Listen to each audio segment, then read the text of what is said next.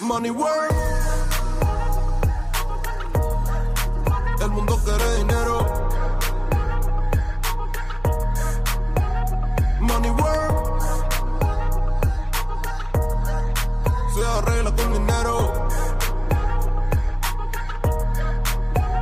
Money work. Si me quiero educar, dormir en algún lugar, un lugar para trabajar, y si no hay para emigrar. Todo money, money, todo el dinero. Solo un par de gente se lleva el putín entero. Funny, funny, pasa verdadero. Si tienes lo verde siempre llegará primero. Pero llegaremos antes o después. Solo a lo suyo, que Dios te lo ve. Que por más que tarde lo veré caer. Somos más lo bueno y tenemos fe. El dinero ya lo veré. No vendo mi alma, lo lograré. Seré el más grande, no olvidaré de dónde vengo ni cómo voy. Money work. El mundo quiere dinero. Money work. Se arregla con dinero. Con dinero.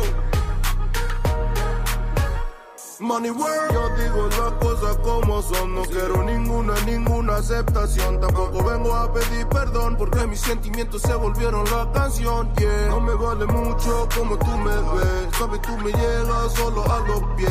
Para mí ser grande es un interés. Ser un buen humano para mí es un deber. El dinero ya lo veré. No vendo mi alma, lo lograré. Seré el más grande, no olvidaré de dónde vengo ni cómo voy. Money work. El mundo quiere dinero. Money work.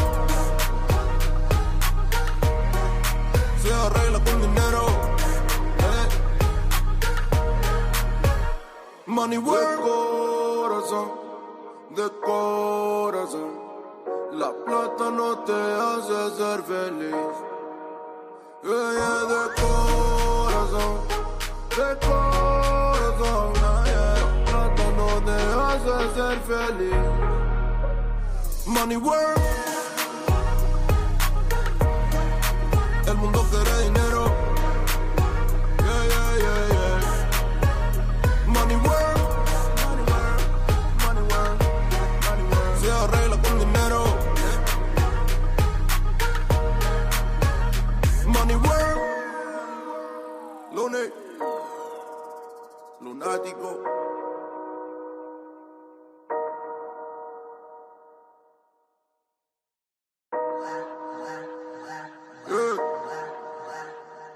Lunes.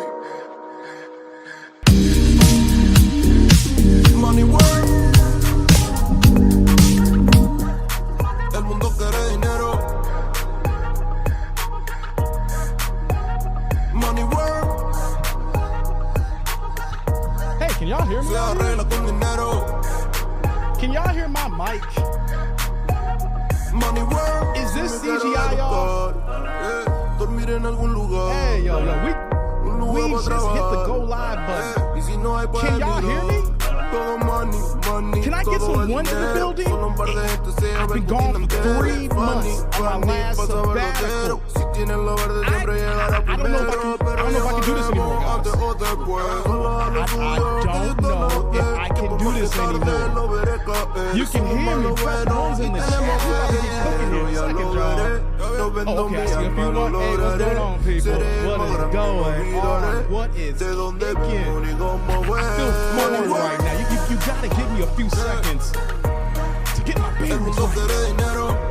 Oh man. I'm what I'm gonna do.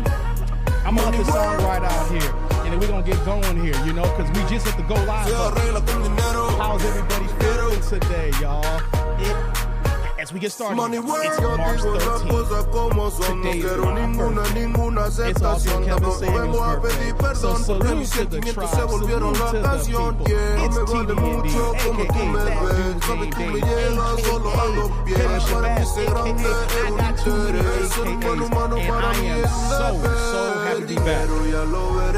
Hey, I'm gonna cut the music off in a second. I'm just letting it ride. I don't care. Y'all want to hear the music. I'm not supposed to talk over the music technically. Hold on. Let me let it ride out. And then we gonna get going here. I gotta go to the top of the chat here too in a second. Oh man. Let me just write the song out. We at the end now, guys. We are at the end. I feel rusty, guys. I just need a minute to get the rust off. You know what I'm saying? Let me just let the music ride out for like a minute. And then we'll do this here. Cause y'all missed this track. Remember when Kevin Samuels was rocking? Hey man. Y'all was jamming to this all the damn time. Oh, let's get it going. Let me go. I don't even know how you StreamYard no more, guys. Did I miss it? I'm gonna go to the whole chat. We live right now. Don't you see us live right now? It's hitting hard. Okay, we about to go. Oh, we got to do this song. Let me see. StreamYard made a whole bunch of changes, guys. Give me 1 second. There we go. There we go. Yeah. All right, people. I just had to let that ride out. I ain't heard that in a minute, y'all. So what's cracking, baby? No, two twists, man. This is my natural hair, baby. We just curly like that. All right, guys, we back in the building. Did y'all miss me? I have not dropped a live or any other content since last year, y'all. I hate that my stand is acting janky right now. Give me 1 second, guys. I have not dropped any content since December 9th, guys. It's a whole new year since I dropped some content. So how you living? You miss me. Okay. Here's what I'm gonna do, guys. I wanna go through the chat. I just wanna see the few comments we got here, and we're gonna get cooking here. We're gonna get the cooking. I'm gonna explain to you why I've been missing for so long. I'm gonna tell you some other things going on, and we're gonna get right to business because the streets miss me. Because I'll keep it a buck here, guys. I be on YouTube on my downtime that I haven't been making no content, and I'm just looking for content creators. I'm looking for videos. I'm looking for lives. I can only find a few people because a lot of people in this game ain't making good content. So you know what though? The YouTube streets miss me. I got to get back into this dizzle here. So let me scroll back to the top of here, yo. We're gonna get cooking here. Hold on, let's go back to the top of the chat here. We got to represent here. My man, Pooh Man. Hey, Pooh Man been checking on me since I've been out. He's sending me emails. Hey, yo, man, I hope you're all right, man. You coming on your birthday? What's popping? So shout out to Pooh Man, one of the best mods in the game. He's still showing love and kicking it for your boy here, dropping the Cash App. Y'all know what to do here, guys. Hey, these lives don't pay for themselves, okay? So Cash App that dude named Dan. Appreciate it. You can follow me on X. I'm a bully on X, guys. I be talking a whole bunch of stuff on X. We're going to get into it while I be doing that here. So you can follow me on X so I can go ahead. You see me talk my ish here. Instagram, I ain't be post most on Instagram, but we're going to get that popping soon, man. And you see how Pooh Man be doing me here, man. He keeps it mad thorough. Says, if you're from your mobile device, become a member. Shout out to my man, Pooh Man here. And then last but not least for him, he says, happy B-Day. Salute to you, man. My man, JD in the building for support. What's going on with you, brother? Good to see you. Good to see you. Let's see here. We got Rican Princess in the game here. Happy birthday. That's what's up. What's going on, Juice? What's going on, Honey Smile? A lot of March, December 20. Oh, shout out to you next Friday then. All right, yo. I better see you again. All right. That's what's up, girl. Next Friday. All right. What's going on? Good to see you here. You know, what's going on, LG? D. Samuel says, happy birthday, Miami Dave. What's popping? We got Quick in the building. What's popping, Quick? Good to see you, man. Good to see you. All right, let's keep it scrolling there, here. Let's see here. Yo, what's going on, bro? Good to see you. Good to see you. Yeah, yes. Let's see here. Scroll down here a little bit more here. Hey, y'all dropping the love already? Hold on. Y'all showing love already. Shout out to my man MOP in the building, dropping the $2 holla, man. Gotta keep the blue plates passing. I ain't said that in a long time. All right, man. I don't even know how I'm gonna do my tagline, man. Hold on. MOP. Yeah, I gotta get the soundboard back. Brother. Salud. Thank you for the holla. Thank you. Right back at you with the $2 holla. Oh, man, I feel a little rusty here, but it feels good to be back, y'all. It feels good to be back. Shout out to you, MOP. Thank you for being back in the building, man. Let's see here. Oh, shout out to my man, Upper, man. He dropping the memory chat saying, what's up, TDD in chat? Glad to see you back. I'm hanging out in the background, getting ready for work at the moment. Ninja watching. Salute to you, brother. Salute to you. Thank you on the Ninja Watch. I appreciate that. Got to show the love to the members and to the super chats here. Let's keep it moving here. I see Pinball in the game. What's popping, Pinball? Kiss My Grits in here saying, did I miss the live? No, you didn't.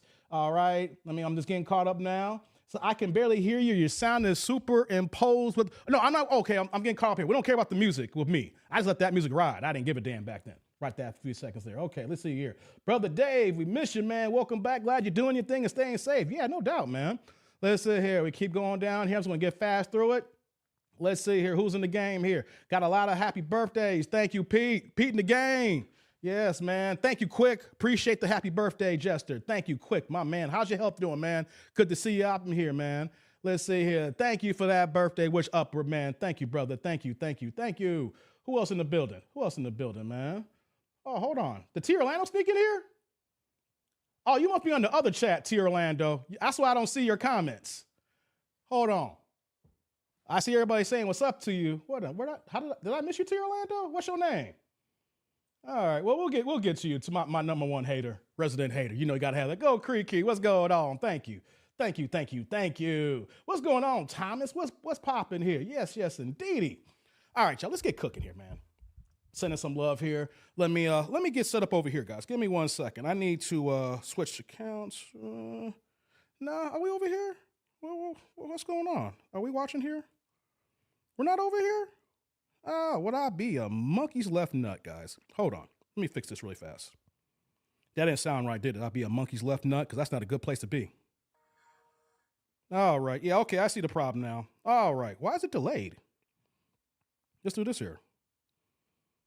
Okay, here we go, guys. All right, let's get cooking here. Welcome, guys. Welcome to the pull-up. We're going to get cooking today, man. I've been gone for a minute. If you forgot who I am, let me reintroduce myself. I am that dude named Dave, Tdnd here. I started in YouTube back in 2022. The reason why you see Kevin Samuels in the thumbnail, if you clicked on it here, because me and Kevin Samuels have the same birthday. And when I got started back in 2022, that was my stick. I was reacting to Kevin Samuels videos, and then we morphed and started adding like Steve Harvey reactions with his simp body self. We were doing Kendra G with her dating show, with her jankiness, with all the women that's coming on there. And we started reacting to other content creators and then doing pop culture and stuff like that over the years going on. And here we are now, fast forward to 2026, y'all. This is the first live of the year.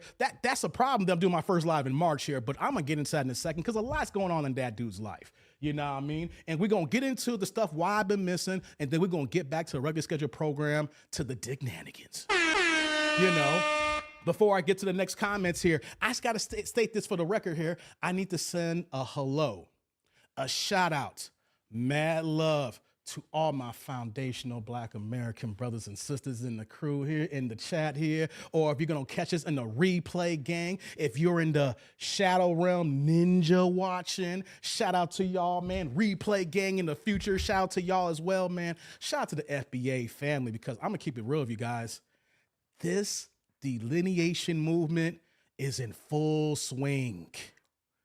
This delineation movement of us reclaiming what is ours, our lineage, our bloodline, our birthright to understanding that we are a special people. We are not some generic Africans. We are not continental Africans, all right? We are the reason, we are the special sauce why this country cooks the way it cooks today. So shout out to my FBA brothers and sisters in here, because I know y'all beautiful, right? I can't be nothing but black. I'm black 17 times during the week and infinity on Sunday, baby. I'm gonna talk more about, in my time off, guys, I've been on a whole bunch of social media circles, whether I'm on X, I'm on Instagram, I'm on TikTok. I navigate through the YouTube streets because it's really janky around here, and people are upset at foundational Black Americans. They are mad at us. They're calling us a cult. You niggas don't know who you are. What? You niggas don't know. I literally had somebody on X last week who told me I did not even do my family tree lineage, and I don't know where the hell I'm from. What? Oh, I'm gonna talk about that in a second, guys. Now, let me get back to the chat here. We're gonna get into it in a second here. You can tell that, oh, EJ's in the building. What's going on, EJ? I got your shirt, EJ.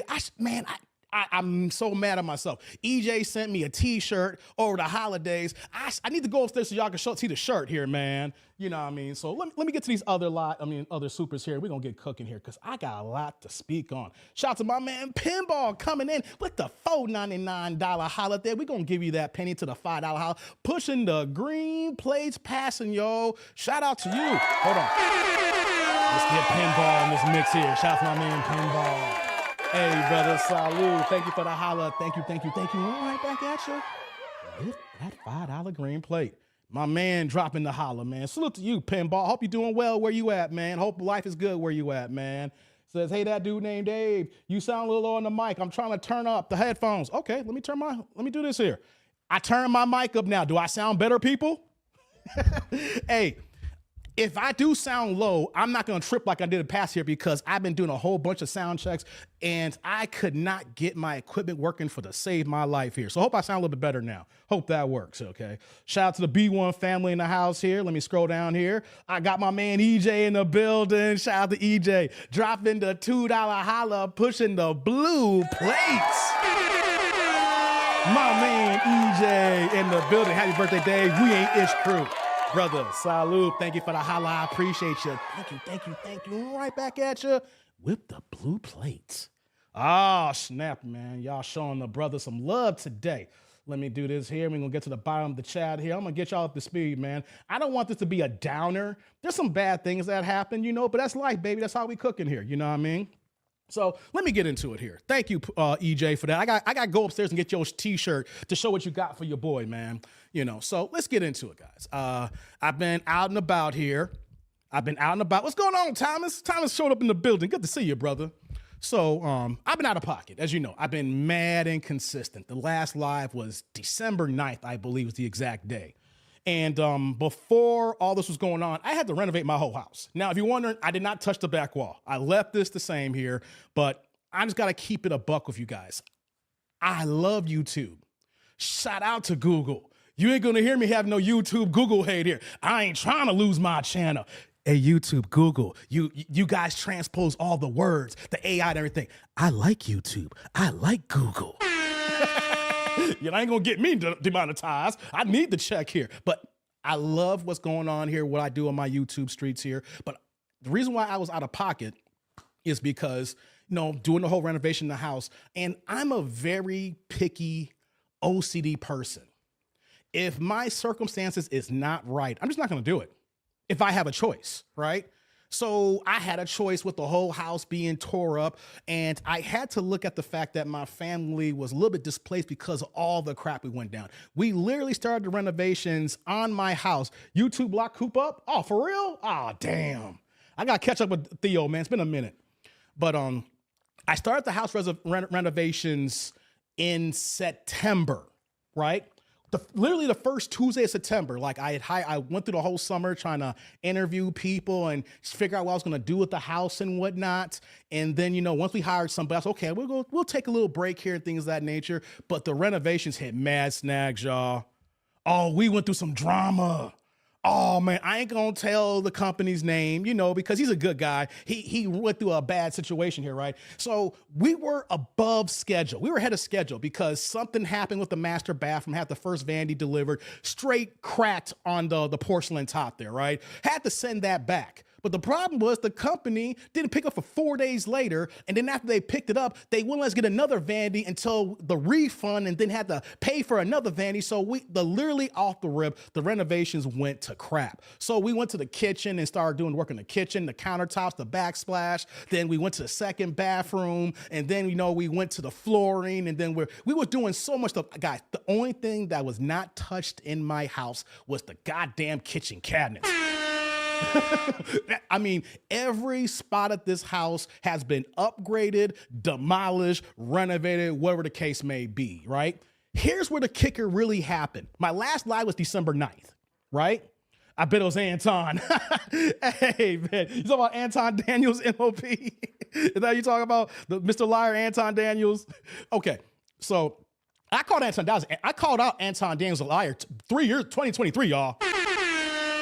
If you're talking about him, I called him as a liar years ago. And after that, then I already knew how his game was, but let's keep it moving here, right? So after that last live, I was hoping that this house was going to be done around, before that, I thought the house was going to be done around Halloween. Didn't happen. I thought it was going to be done by Thanksgiving. Didn't happen. I thought it was going to get done by Christmas. Didn't happen. Well, why is that? Well, I hired a general contractor, and he had some subcontractors. The guys did good work, but they were slow as hell. So by being so slow as hell, we went from above schedule to behind schedule. A week before Christmas, my contractor had fired the general contractor and brought some new booty cats in here, right? Just out of left field pizza. Dude's knocking my door. Hey, we're here to work on your house. I'm like, who in the hell are you? I'm not lying. He's like, yes, that grifter. Okay. I'm gonna get to y'all in a second. I'm getting this out of here before I forget. I'm gonna get to the supers and I'm gonna get to most of the chat in a second. So he comes at me talking about the general contractor ain't paid the subcontractor. He's behind and he's owed like $5,000 or $6,000. And then asked me to pay him. I was like, hold on, dog. No. That's not how this works here, right?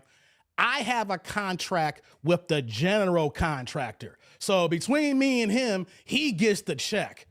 I don't got a contract with you. He hired you to do the other labor work here, right? So any money problems, you got to holler at him, homeboy here. Because if I cut you a check and I already cut him a check, I'm paying double. You know what he said? No, I ain't been paid, Dave. So you're not being charged double? Yes, I am. I already cut a check to the general contractor. If I cut you a check, that's double dipping. You really think I'm going to pay double for the work? Ninja, please. Right? So all this was going back and forth to the point where that this dude threatened to put a lien on my house to get his money from the general contractor. Oh, hell no. I said, you need to go after homeboy who hired you. You come after me, it's going to be consequences and repercussions, right? I was so pissed off, I hollered at T. Orlando.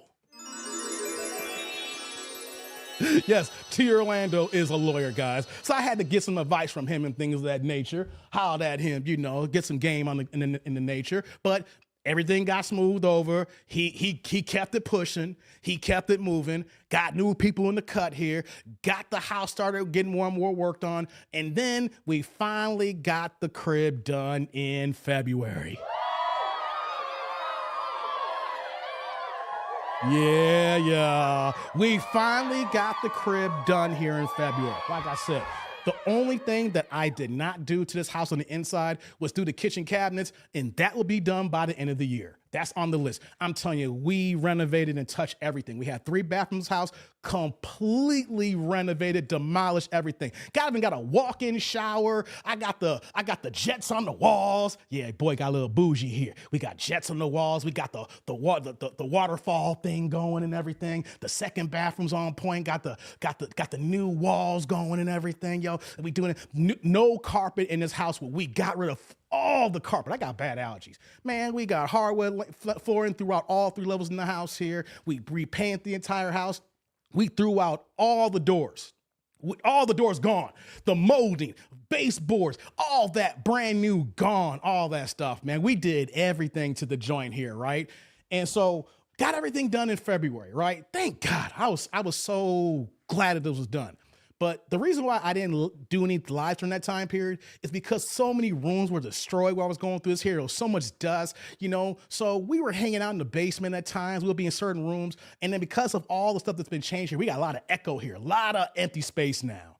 And I couldn't do my family like that because they don't want to hear me yap and gap on YouTube while they're trying to relax. So I was like, let me take a break from YouTube. Let's get this house together. Once the house is together, boom, I'm back in the cut here. You know what I'm saying? And we know Dave got the bidet in the reading room. Dude, we got 2 bidets, brother. We got 2 bidets, pinball. You must have forgot. We got 2 bidets. We don't got 1. We got dose. Shout out to my illegal immigrants getting deported. I got dose. I got 2, baby. You know what I'm saying? So yeah, we got the bidets in the bathrooms. The houses, it had to be done. My neighbor 4 houses down sold a crib for a price over $350,000 when I bought into my house. I was like, yo, they got 300,000 more than what we closed. It's time to do some work, baby. You got to get the work in to get that paper. So that's what we did here, you know? So the house is all looking nice. Everything is done. I will say, though, everything happens for a reason, and it seems like when it rains and pours. Because in the process of me getting my house done, I had to spend more money on furniture and appliances because things just started breaking and dying as we were going through it. Like in my basement right now, like this is the new studio. You can't tell the difference. All you see is a wall. This whole studio basement has been renovated. I literally have a new 75-inch TV on the wall. I'm watching myself right now. Reason why I got a 75-inch TV is because my 60-inch TV that I had down here died when we started renovations in the bathroom, in the basement here. I was like, damn. Hold on, where's it at here? Okay. Sorry, I had to look down at something. So I had to go get a new TV for the basement. Had to. This the family entertainment room. Had to do that, right? Then the fridge went out. Tier Orlando knows all this stuff too if he's in the background. I was telling Tier I had to get a new fridge. So I bought a new fridge 2 weeks ago, right? Man, these fridges are so damn expensive. But you gotta get what you gotta get, right? So after we got the fridge taken care of and everything, guess what happened to me, guys? The car died on me. The car died, y'all. The Beamer died. Rolled into 6 of my woes died. The 650 died on me, guys. Oh, this winter, Chicago's been so cold, and I have the soft closed doors. So, you know, when you just touch it and it closes on its own, right? But when it gets to like 10 degrees, it wouldn't work until you get the car warmed up. I said, let me take this bad boy to BMW, get this thing fixed, right? And I heard like a small knocking on the driver's side here. It's like, oh, man, the car's a little bit older here, but I had it for a minute. You know, let me go take the BMW, right? I'm thinking because it is an expensive car and it costs a lot to fix, I'm thinking I'm gonna be out like $5,000 to $6,000. I'm telling y'all, in my mind, I thought $5,000, $6,000, right? What BMW by my house does is they send you video. They send you an actual video of the whole diagnostic. They go through the engine. They have it on. They just literally record everything and show you everything, right? So the first estimate was $9,000. I was like, 9 G's. Then my man, the service manager, called me up. Mr. Jordan, how you doing? I'm doing good. I'm good. I saw the email. I saw the text message. You know, so the damage is $9,000, man. He's like, I'm sorry, Mr. Jordan. I wish I had better news for you. I'm like, you should have better news. What are you talking about? It's not 9,000. What? Did I miss something? I got the video quote. You know, I saw the video. I watched everything. He's like, yeah, but there was more damage. Sent me another video. And what did the video show? Both my front axles were jacked up and needed to be replaced. Driver front and passenger front. You know how much they told me for each axle? $4,100. Hold on, we ain't done yet. The reason why I brought it in for the door, $1,900. Hold on. We ain't done yet. They show me, Mr. Jordan, you have a coolant leak. And they shows that this is really bad right now. Another $3,700 because where is that to get fixed? And the big one that I did not see, that I realized that my car wasn't accelerating a certain way here. The turbos were shot. The twin turbos were done. That's another $4,500. We were already at $18,000. And we're not done yet. You know what they told me? You're gonna need new brakes by around October-ish. New brakes. Oh, also one last thing here. Your tires, you know, you're gonna need new tires. That's gonna be about another $1,500. Oh my God. So literally, if I had to get this car back to A1, I would have been around $21,000 to get it back to where it was. I'm like, I can drop $21,000 on a brand new car right now. Why would I drop $21,000 on my baby? So that was last Monday. And then your boy had to go buy a Range Rover on Saturday. So we're no longer the BMW family for a certain period of time right now. We bought a Range Rover here. Tierland told me not to buy one, but I saw a good deal on it. So I bought extended warranty on it. So we good to go. So I went and bought a Range Rover. Let me scroll back up here. I saw a Super come in. Let me go back up here. Drew was in the building. Drew came back and dropped a $20 holla, pushing the orange plates going on, saying, dude, where you been? Called you twice. Good to see you back. Drew dropped a $20 holla on your boy, man. I'm gonna leave that up here for a while. Hey, brother, salute. Thank you for the holla. I appreciate you, man. Thank you. And right back at you with the orange salute. Got $20 in the house, y'all. Shout out to Drew for putting love in the game here. Upper man says, wait, Gavin Newsom is raising housing tax to 20%. God damn, for real? That's crazy, man. That's crazy. How much it run you, Dave? I gotta use Range, you know. I mean, it was, you know, it wasn't cheap. It wasn't cheap, but it wasn't expensive what I want to buy because the game plan was, guys, that I told y'all I wanted a GLE 63S. That's the truck I want.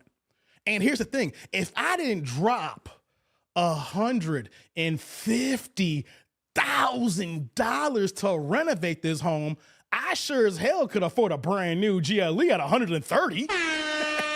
Hell, I can get a used 63S for $90 if I didn't have to renovate this house. So the fact that the money I could have used to get a new GLE went to the house here, so I said, hey, let's just go ahead and get the Range Rover, right?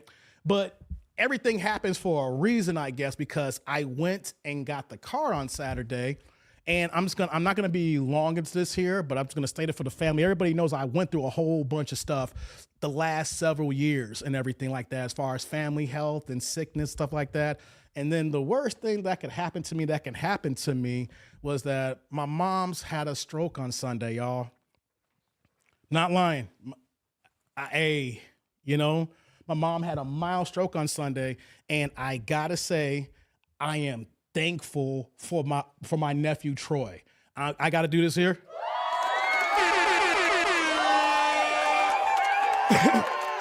Shout out to my nephew Troy. Shout out to my nephew Troy, man, because my mom went to her religious service on Sunday morning, and then she came home, you know, and then she laid down, took a nap, and like early afternoon, my nephew went to check in on her and noticed that visibly the right side of her face drooped a little bit, right? Drooped just a little bit. And he was like, Grandma, smile for me. You know, she did a smile, you know, like that. So then my nephew ran to get his sister, my niece Olivia. Now, Troy's 19, Olivia just turned 18. Troy's a freshman in college and Olivia's graduating. She's a senior in high school.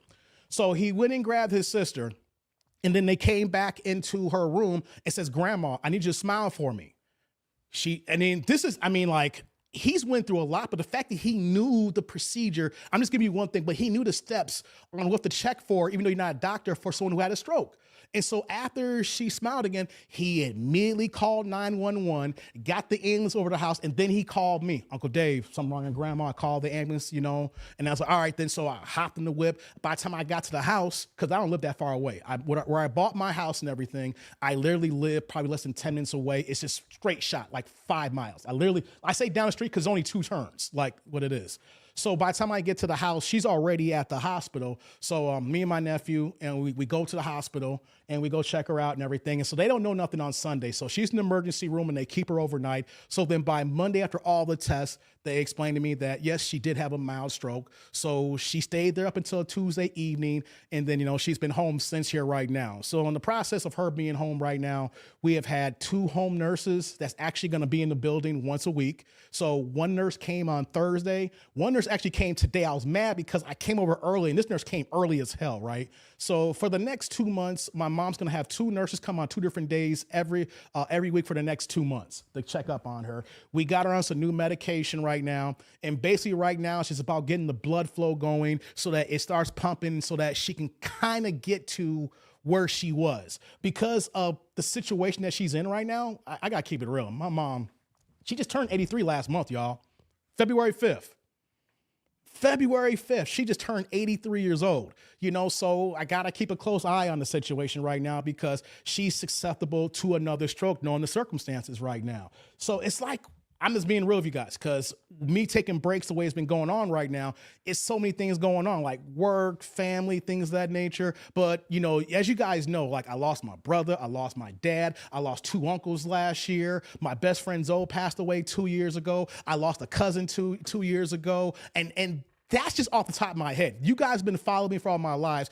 You see me gone for a month, come back, had another death in the family. You see me come back, another death. I mean, literally, there's been so many. Like my aunt passed away last April, when I was in New York. So it's just a barrage of things. And then here's the thing that I have, been able to accept. When you're growing up, we have a large family. My mom comes from a family of 16, y'all. FBA in the south of Hazelhurst, Mississippi.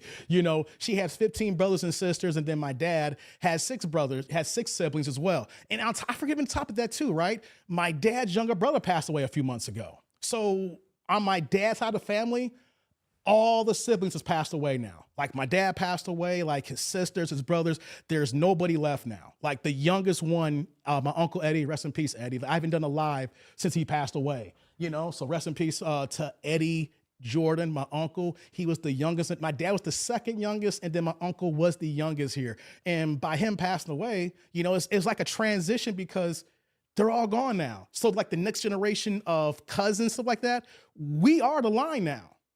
So it's like a transition, but we've been going through so much stuff like this. And then with my moms, I almost didn't think I was going to pull up today, y'all. Just keeping it a buck. I almost didn't think I was going to pull up today, but you know what though? The show don't stop. Life is going to keep lifing, guys. We just got to make sure that we focus on our health. We focus on our young ones that's closest to us. Our old ones as well, our elders, things of that nature. And once we get to a certain, lane, we got to keep cooking and keep going on. We can't stop. Now, I take a break to breathe because sometimes the human brain plays tricks on us. And it's like, oh man, another thing happening. You get these lows, but then you got to snap out of it, guys. You got to get on your 1s and 2s and say, you know what? My time is soon too as well, but it ain't right now. I know my time is coming, but it ain't right now. I know my mom is going some things right now, so I'm going to be there for her. I'm going to be there for my nephew. I'm going to be there for my nieces. Got to be there for my family, things of that nature. I got to be there for myself, but I got to keep going too, man, because life don't stop. Just because you go through circumstances doesn't mean that the game stops. You got to keep going, keep moving through, and you got to be strong for yourself and for your family, man. So that's why I'm looking at it right now, y'all. I'm just keeping it a buck, and spade, a spade. I have my down moments, and I literally this morning said, do I really want to live stream today? Do I really want to come back now? Why do I want to do this? But you know what, though? I love doing this. So I'm back in the game right now. So I wanted to drop that on here to let everybody know what's been going on with me and everything. So let me go back to the chat here and see what else is going on here. Let me scroll back up. Y'all been talking here, and we're going to get a lot more interactive here. Hold on. Oh, I got a super here. Shout out to my man. Hold on. Thanks, Drew. Shout out to man Jay in the building. Welcome back. That dude named Dave dropping the $2 holla.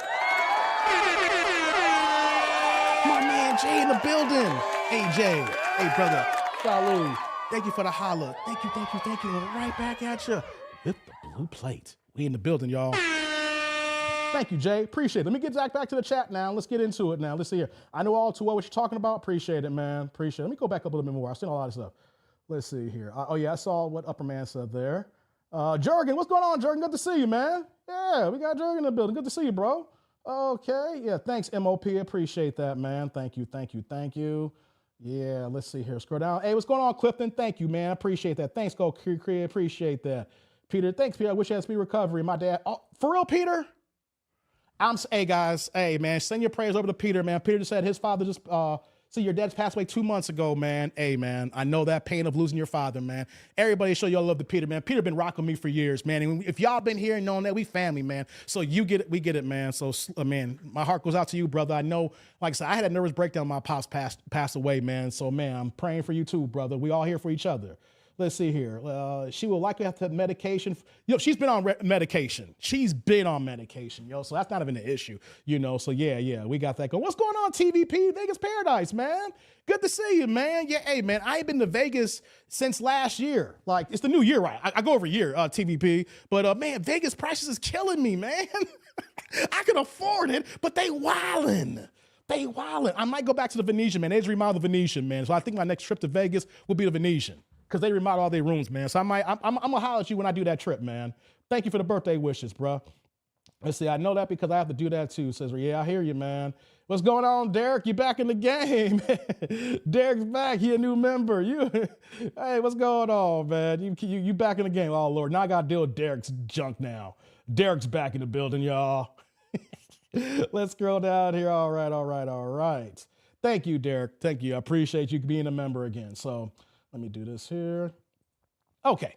So I got that out the way now. I just want to give y'all guys an update because that's how I roll. You know what I'm saying? I give y'all, let you know. He's like, yo, what's going on today? So we back in the building. So let's get into this here. Got it out the way. We going to keep pushing. We going to keep pushing. We a strong family. A lot of things happen. Oh, yeah. One more thing just to let you guys know. So, do you have a Discord now? No, I don't have a Discord, MOP. This is my first live back. I got to work my way to get into Discord. Appreciate Dave and everybody for the kind words. No doubt, brother, man. We got love for each other, man. No Discord yet, man. I got to get consistent again. I got to get this content going. So, one more thing, guys. Also, too, for the much big gaps, most YouTubers, when you saw me cooking and coming on every day, I had a vendetta. I was pissed off in 2022 when I got started because I got passed up for a promotion. It happens, right? But at the time, I didn't understand the logistics. I didn't understand the business ramifications, why I didn't get it. Everything happens for a reason. I was pissed off. I was scorched earth. I was like, if you saw me how I was dropping content every day, I was on my Michael Jordan. Oh, I'm going to get this and I'm going to quit this job, bro. I'm sick and tired of these motherfuckers, even though they're paying me a damn good salary. I just in my feelings was just a little bit upset that I didn't get it. So 8 months later in 2022, when I got the promotion, I understood that they hired the other person because we were short on headcount. If they had promoted me, we couldn't get the extra body. So the idea was, let's bring this person in here so we get the headcount and then we'll give Dave his money 8 months later. And that's what happened.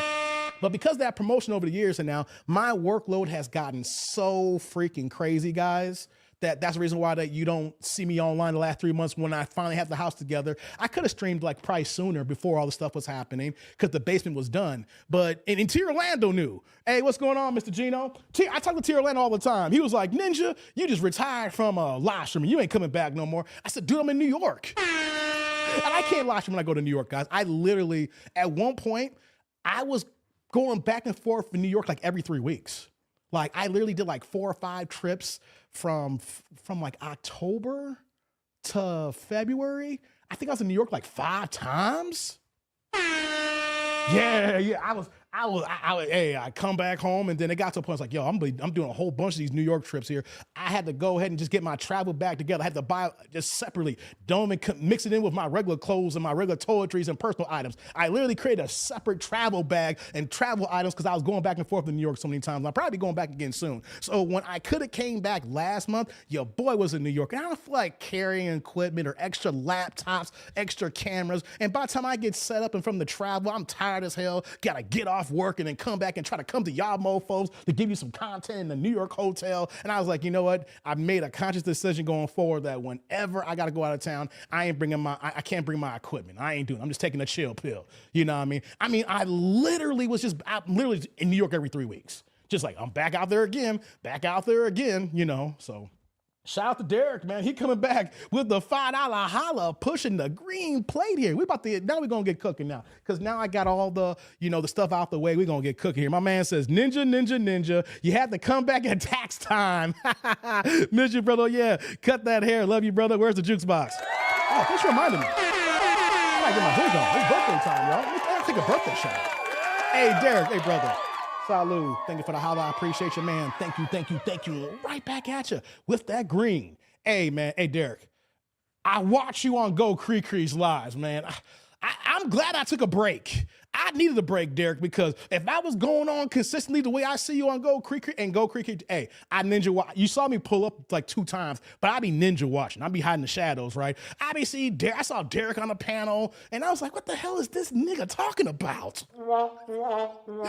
I'm looking at Derek like, what is wrong with this man here? Why? And so I'm like, I needed this break so that people like Derek, I'm refreshed now. I got new energy now to handle the Dereks of the world. You know what I mean? Because Derek ain't right at times, you know? Derek ain't right. Clifton said, Derek, don't come back and immediately be suspended, brother. Oh, don't worry. We take wrenches.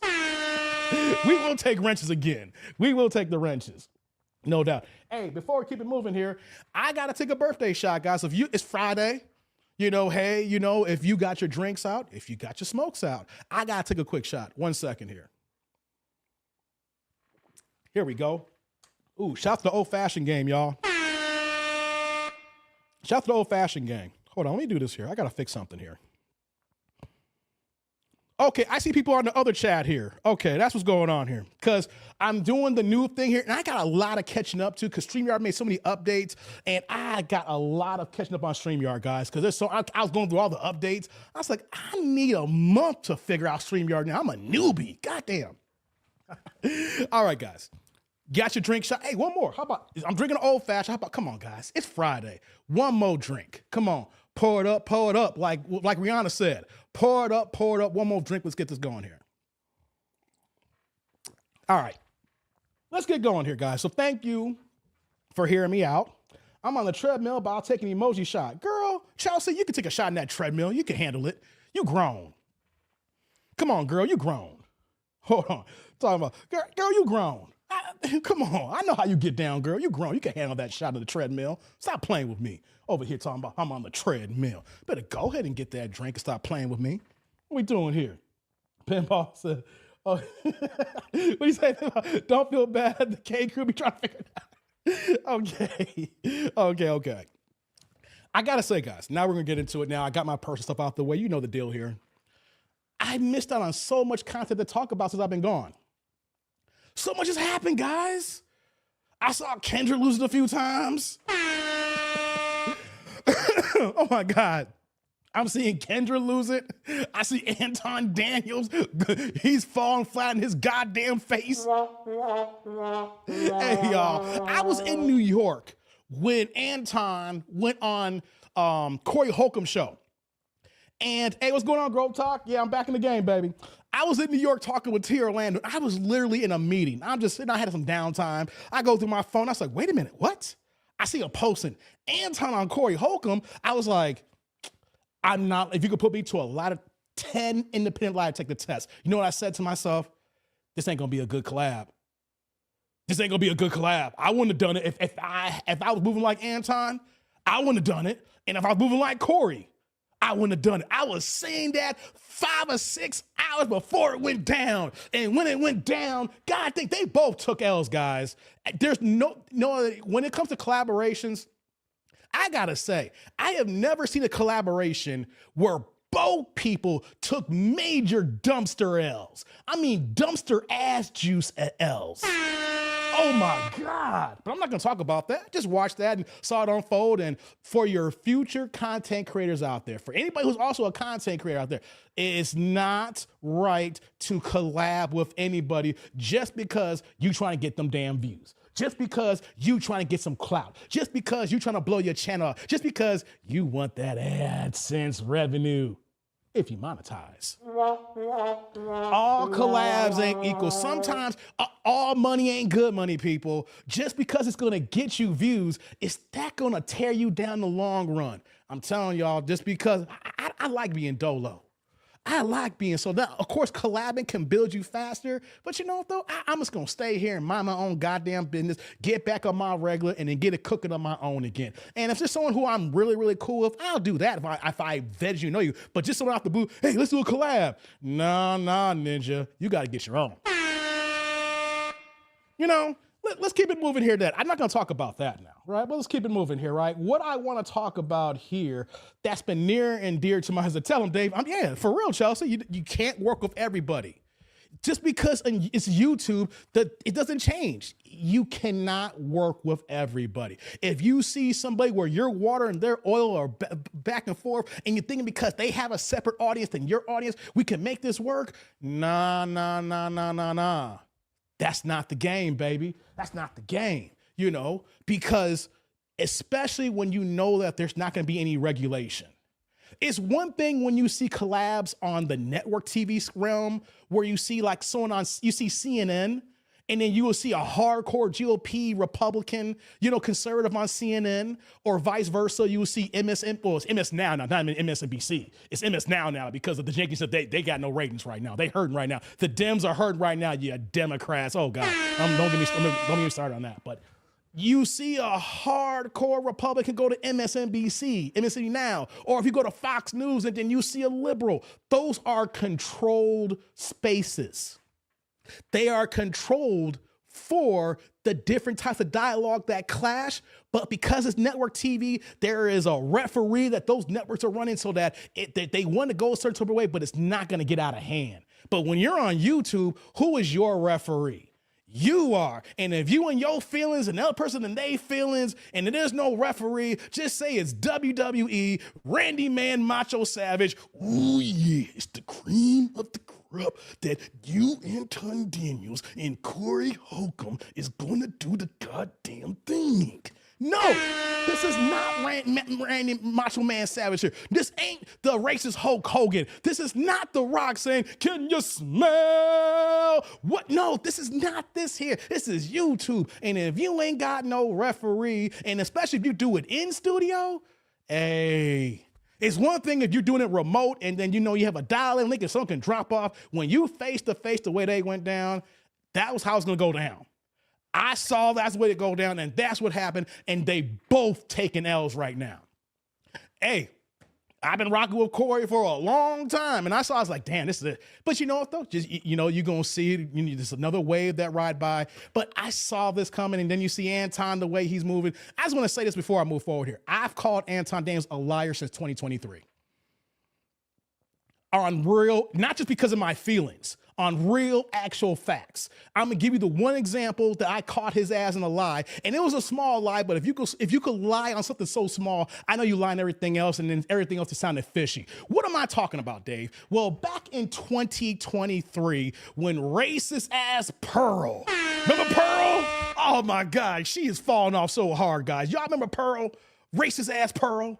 When she went through her thing and all the Africans and her crew when she was over at UK and had the studio and everything, and she was moving how she was moving, and then Sarah Garvey and all the breakup that happened. Well, what happened? I never forget the Sunday of all that stuff that was going down. Literally, it was in March. It's 3 years ago. Ain't funny how 3 years can go by. What's going on, Project Leroy? I be seeing you in Tariq Nasheed's chats, and I see you in Jason Black's chats, man. Salute to Project Leroy, man. Good to see you again, man. So on the Sunday, I did a live reaction to Sarah Garver's video. I never forget that. I went through the whole video. It's here. It's somewhere in March 2023. I didn't delete it. It's still here. So I remember I did a reaction to that and the whole situation. So then like 2 days, it's like Monday or Tuesday, maybe 1 or 2 days later, Anton was going to react to it too. And I was working from home, and I was like, I want to see what Anton's going to react to this, because I want to see if he's going to do something I didn't do. I want to see if there's a point that I missed. At that time, I was like, okay, I want to see how other content creators react to how I react. So that's why I watched it. Here's the thing. He said, and I quote, "I did not watch this video. This was sent to me. I'm going to blind react so that I can get the reaction with the crowd, with the people here," right? So 3 minutes into the video, he starts talking about things that was 8 minutes into the video. I knew that because I just reacted to the video a day or two before. And you wanna know something, guys? He caught himself, because when he was doing it, and he stopped talking, and then he said a few words, and then went right back to the video, and he let the video run a little bit, and then started doing another point here. And I caught that. I rewinded back. I said, wait a minute. I said, hold on. That wasn't, wait. So then I went back to my live, and then went back to the video. I was like, oh, this ninja ain't blind reacting. this ninja lying. He's saying he's blind reacting to say that so that he wants you to think that he didn't watch it, and he's trying to give you guys like an honest, like true reaction. He didn't see it before, when in actuality, he watches all his videos that he reacts to. He just say that to be saying that. And my thing is, why would you lie on a blind reaction? Just say, this is what I would say here. Even certain videos, I skimmed it really fast. I didn't watch all of it, but we're gonna get to the rest of it here. Or I'll tell you, I did watch this here, and I wanna react to it right now. And there's times where I did blind reactions when Pooh Man would send me videos, and then I was like, okay, then I trust Pooh Man's, when he sent me videos, so then if he sent me something, I see how long it is. If it's a short video, okay, we'll rock it out. If there's something long, then I would have to, scope it out and figure out things of that nature. So when I saw that, I was like, wait a minute. If this ninja would lie saying that he's blind reacting, what else is he lying about? Yeah. So ever since 3 years ago, I was like, nah, you can't even trust these YouTubers keeping it a buck here, But hold on, we got another super here. Shout out to my man, Jay with the $2 holla, pushing the blue play saying, Anton, head shaped like 10 bricks of blow, respectively. Hey, man. Yeah, man. Hey, Jay, you do, man. Hey, Jay. Hey, Mr. Salud, thank you for the holla. Thank you. Right back at you with that blue plate. You ain't lying, brother. You ain't lying, man. So here's the thing, guys. This is YouTube. This is content creation. You guys are not going to care if I blind react to something I don't see the video. You guys are not going to care if I watch the whole video and then I react to it. You guys are not going to care if I skim the video and react to it. What you guys care about is how I react to the video, and if I'm going to be entertaining, be thought-provoking, and give information that maybe you haven't seen, and then I'm giving you, the viewership of saying, hey, I'm going to kick back and let Dave do his thing here. I got nothing to gain by saying that I'm blind reacting, never watch this video, and then I come on and do the video. Because y'all ain't gonna feel nothing different if I watched the video or didn't watch the video. What you care about is Dave gonna do right by the video? Is Dave gonna do right by the video? Is Dave gonna do right by the video? My Dr. Dumar, I gotta say it 3 times, my brother, my brothers, my brothers, my sisters. I gotta say it 3 times, my sisters, my sisters, my sisters. Okay, if I got to lie to blind react, I don't need to be on YouTube. I do not need your support. This is Dr. Dumar in the building. You know what I'm saying? I ain't got a lot to kick it. Ain't that what Kendra said? You ain't got a lot to kick it. You ain't got to lie to kick it, But hey, that's my 2 cents on it. And you know what? Lying doesn't get you nowhere, so we're going to keep it moving here. Who's there? Hey, Roddy said, welcome back, Dave. Okay, appreciate it, man. Appreciate it. Thank you. Oh, hey, Dave, where you been? Oh, I'm not doing you got to go to the beginning. We've been online for about 57 minutes now. I talk about where I've been. So if you go replay games in your future, go skim to the beginning, and I tell you where I've been. All right, I can't do it. We already went through that already. Dr. Dumar, yeah. So let's keep it moving here. Now I told you that, I'm back. Hey, shout out to hey, look who's in the building. Shout out to Mr. Walker. Salute, brother. Hey, man. Hey, Mr. Walker. Hey, brother. Salute. Thank you for the holla. I appreciate you, man. Thank you. Right back at you. With the super. Shout out to Single by Choice. SBC Nation's in the house, yo. Good to see you, man. I've been gone for a minute. I see y'all still doing y'all thing, man. Good to y'all, man. I got to ask you, though, Mr. Walker. See, even though I've been making content, I have a decent following over the years, so people be hitting me up. I got to ask you, Mr. Walker. People are talking about your boy Gavin, man. Is he simping? I'm cool with y'all. I ain't been watching. People telling me that, please tell me y'all ain't been sipping and people lying to me. People, Mr. Walker, please tell me people are lying to me, okay? I rock with y'all. It's like, yo, Dave, man, they tripping right now. I'm like, nah, not SBC. Please tell me nah. Come on. Hey, hold on. Shout out to my man with the $10 super sticker. And y'all gotta go subscribe to their channel if you ain't there by now. My man, salute. Thank you for the holla. Thank you. And right back at you with the super. Holla at your boy, man. Hey, man, tell me the truth, man. Okay. Thank you. I want to hear it, Mr. Walker, from the horse's mouth. Hey, man. You know what other content creators would have done, Mr. Walker? They would have made a video and just start going in. Yo, FSBC Nation. No. I just want to I said, hey, man, is it true? He says lies. So I'm going to take it as lies. Thank you for the clear up, brother. Thank you for the clear up. Appreciate that. Thank you for the clear up. Let me put you back. Let me put your super back up, man. Put the super back up, man. Yeah. Okay, hey, Jay came to back it up here. It's a $2 house. Nah, Gavin actually putting belt to us, Dave. Thank you. I feel better now, guys. Hey, Jay, salute. Thank you for the holla. I appreciate you. Thank you. Right back at you with the blue plate. Okay, Gavin, I'm sorry. I just had to ask. Streets is talking, people. But if they're lies, I take your word for it. SBC, we all we got.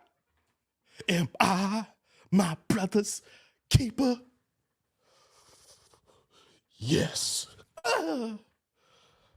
Rest in peace, G Money. Rest in peace, G Money. Rest in peace, G Money. Shout out to you, Mr. Walker. Hey, guys, if you're in the replay gang, do me a favor. Go ahead and support the channel.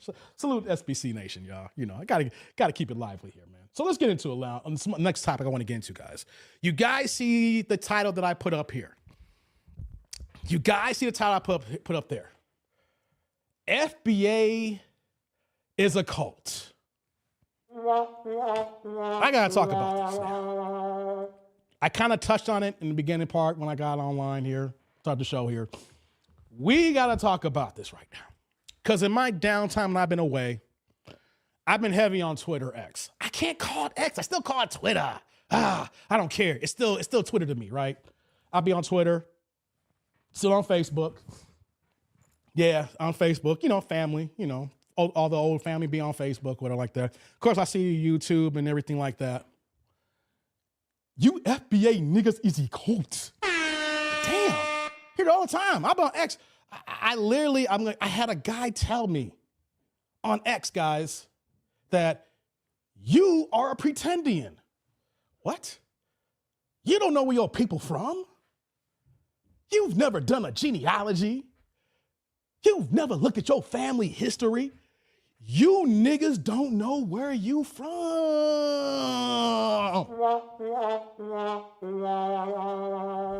Oh, snap. Snap. I had an old friend I known since middle school. Known since 1993. It's now 2026. Project Leroy. I know how you know because I see you in Tariq's lives. I see you in Jason Black's lives. He's a Nigerian. You know I'm a go with Nigerians, y'all. I just want to put this on the record, guys. I don't hate any immigrants. I don't hate any immigrants, y'all. The way I roll is, you cool with me, I'm cool with you. Plain and simple, that's how I get down. You cool with me, I'm cool with you. But you know what, though? If you're here illegally, you overstayed your welcome, you over here doing some dicknanigans, your ass gotta go. If they come for you, I can't help you. Your ass gotta go, right? So just because I say that, they say, oh, you hate immigrants. Oh my God. You are hating, you're despiteful. You are MAGA. Huh, what? You being FBA is part of white supremacy. I was like, what? Dramatic pause. Okay. I'm literally talking with people online, just saying things just to be saying things. let's tackle these things one point at a time here. Is FBA a cult? I didn't know that 43 million Black Americans, plus, we know the number is probably like 45, 46 million, who are non-immigrants, who are descendants of freemen. How's that a cult? I know what a cult is, guys. I used to be in a goddamn cult. I used to be a Jehovah's Witness. I used to knock on your doors. Hi, my name is David. I'm with my friend JD here. Oh my God, you have such a beautiful house and everything. But I just want to ask you a question. I know you're busy and everything like that. Are you ready for Jehovah's return? I cut it short here. But I've been in a cult, guys. The Jehovah's Witnesses is a religious cult. You can't tell me I was in the game for a hot minute. If you know anybody about Jehovah's Witnesses, I got to as high as a ministerial servant. I was probably a year away from being elder if I wanted to be an elder. That's a goddamn cult. You know what I'm saying? But to call FBA a cult? Wait, before I get going here, y'all drop some supers. I don't want to get cooking and then break up my train of thought here. Let me get to y'all supers. Hold on. Shout out to my man Arvin in the building, dropping the $20 holla. We got Orange in the building. Orange Play saying, welcome back, sir. My man Arvin in the building. My man Arvin, hey, brother. Salud. Thank you for the holla. I appreciate you. Thank you. Right back at you with the super. I'm going to get to the other one in a second because he dropped the big one here, pause, and I want to let that marinate for a second, all right? Shout out to you, man. Did all 43 million African Americans agree on the FBA term? Hey, boy, it doesn't goddamn matter. Hold on. I'm sorry, Arvin. Hold on. I'm going to talk to this guy here. Thank you. I'm going to get back to you. At the time in 1988, Bowie, did we agree on African American? Are you old enough to be around in 88 when African American came in term? There was no grassroots movement in 1987, 88 to change us to African American. There was no town hall meetings, grassroots meetings, no during the election cycle, rest in peace, Jesse Jackson, when Jesse Jackson was running for president. And part of it is on him on this one here. When Jesse Jackson and the Congressional Black Caucus, Bowie, look it up. There was no agreement. They just rammed the term African American down our throats in 1988. My mother, who I just talked about now, who just had a stroke last week, she's born in 1943. She is 83 years old. You know what she said? Told me a long time ago, I ain't African. Never been African. So Bowie, with you and your smart aleck remark here, that didn't work. That just fell flat, okay? Because you don't need a consensus, okay? And it just works because we are foundational. We are the building blocks of this country here. And if you're African American from anywhere else, cool. Rep where you from. If you're from Nigeria, rep Nigeria. If you're from Ghana, rep Ghana. If you're from the Caribbean, whether you're Haitian, Jamaican, rep that. But we are not you. And you is not us. Why is that such a bad thing? You don't see white people getting mad when you say, that's an Italian and that's a German. You don't see them fighting about their type of whiteness. You don't see the German fighting with the Polish person about their whiteness like that. You don't see the Anglo-Christian over here in this other Baptist or something like that. The whites move how they move differently. Let's go into the Asian community, guys. You don't see Chinese telling Japanese that they're Chinese. You don't see the Filipinos telling the Japanese that they're Filipinos. So why is it that when it comes to foundational Black Americans, descendants of freemen, that we got to be generic Africans? And if we don't claim Africa, we're in a cult. Hold on, let me scroll back up here. What y'all saying here? Hold on here. Yeah, get the likes up, guys. The Tdnd came in trolling right now. Talking about Ninja got suspenders on today. No, this is my gun holster. Hey, Tdnd, hold on. as I get going here. This ain't no suspenders. This is my holster, okay? I'm holding this. I can't show everything on YouTube, but you see what this is. There's a little blade in here. You know what I'm saying? We holding here, you know, because these YouTube streets get dangerous here. I don't know. Sometimes I pull up in my studio here, and I gotta represent here, T. Orlando. Ain't no suspenders. We holding, okay? I've gotten death threats on YouTube over the years, okay? So let you know, your boy's holding here, all right? Yo, we packing on these YouTube streets, all right, T. Orlando? All right. Said, that a cult when you're renaming a group without their consent. Bowie, you are a troll. And check it out, Bowie. The link is posted at the top of the chat. Don't be a troll in the comment section. If you really about that, turn your camera on, click the link, make sure your audio's right, and then we can have a discussion here. But you obviously don't know the definition of a cult. Because I used to be in a cult as a Jehovah's Witness. Foundational Black America is not a cult, people. We are a bloodline. We're a lineage. You're not born into a cult. If your parents are in a cult, and you're born in a sense because your parents are raising you, you're technically in that cult. But then once you get of age, guys, you got to make a decision for yourself. Because once you're born, you got to make the decision, say, I'm going to be in here. Know how I'm saying that right now? Because as Jehovah's Witness, that's what happens to people who have parents who are Jehovah's Witnesses, and then they have kids, and those kids don't become Jehovah's Witnesses. As soon as it comes time for them to make a decision, they bounce out. What am I talking about here? My brother is that equation. My brother passed away 2 years ago. Rest in peace, my brother, Kevin Jordan. He did not want anything to do with being a Jehovah's Witness when we were growing up. He's 7 years older than me. I was young as hell when my mom got started. What was that? As soon as my brother turned 18 years old, he moved out the house and never set foot in a Kingdom Hall ever again. So Bowie, you can't be born into a cult. You have to make the active decision once you get to a certain age to make the group your own. That's in all groups of cults. You could be born in, but then you got to dedicate yourself, whether that's a Jehovah's Witness, whether that's Scientology.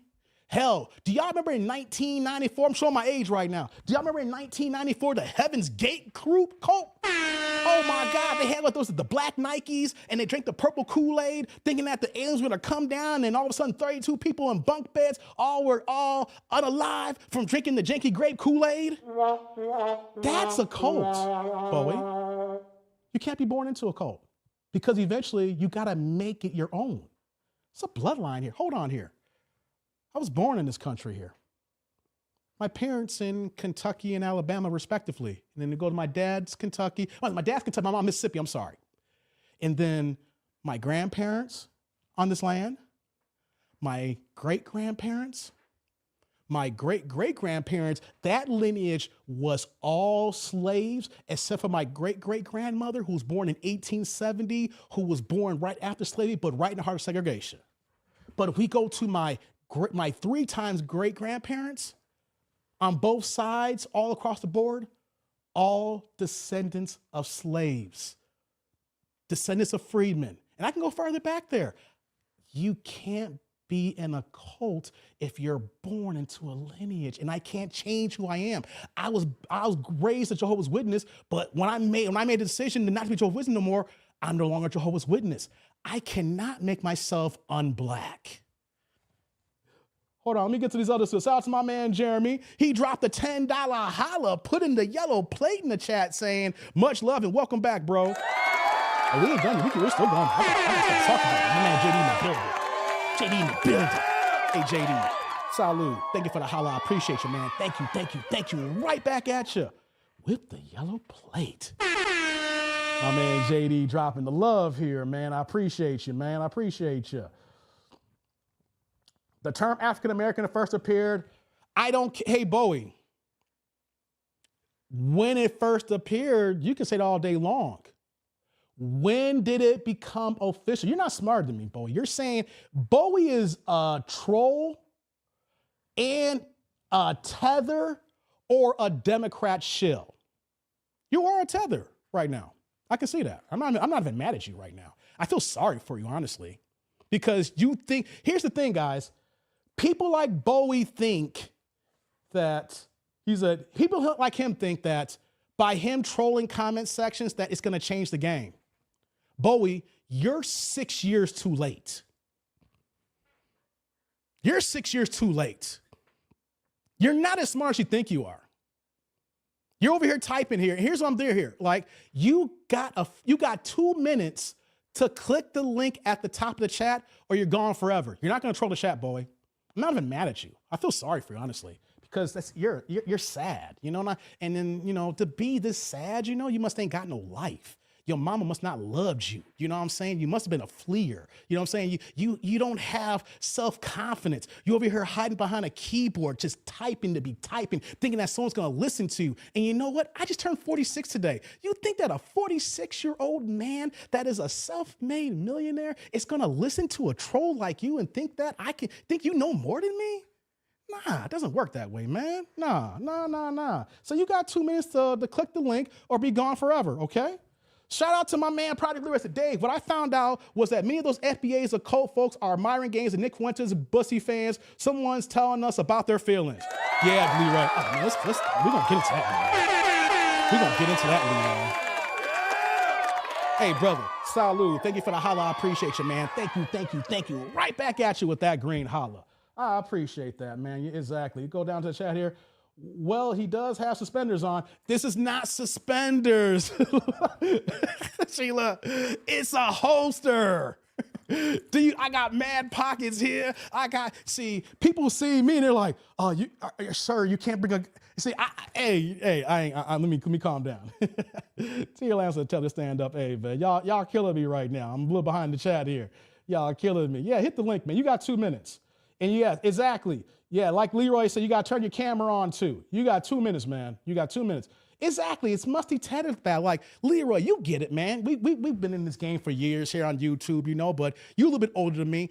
These tethers really think by just stating obvious lies that they're going to convince us. We're not 6 years old. I guarantee you that I made more money last year than probably what you made in 5 years just from the investment stock market alone. We don't listen to dummies like this here. We laugh at you. It's like, what's your problem, man?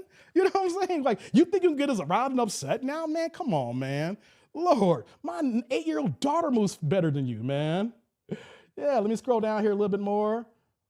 You said Alabama roll tide. Well, let me correct that, Chelsea. My dad is from Kentucky, and then my great-grandfather was from Kentucky. My grandfather's Kentucky, but my great-grandfather comes from Alabama. So I was right because that's part of it. My dad's side, the Jordans and the Jeters. Now, this lets you know when people say, you ain't done your you ain't done your family tree. Well, check this out here. My grandmother's maiden name is Jeter with a G. See, people get it mixed up because when you think of Jeter, who you think of?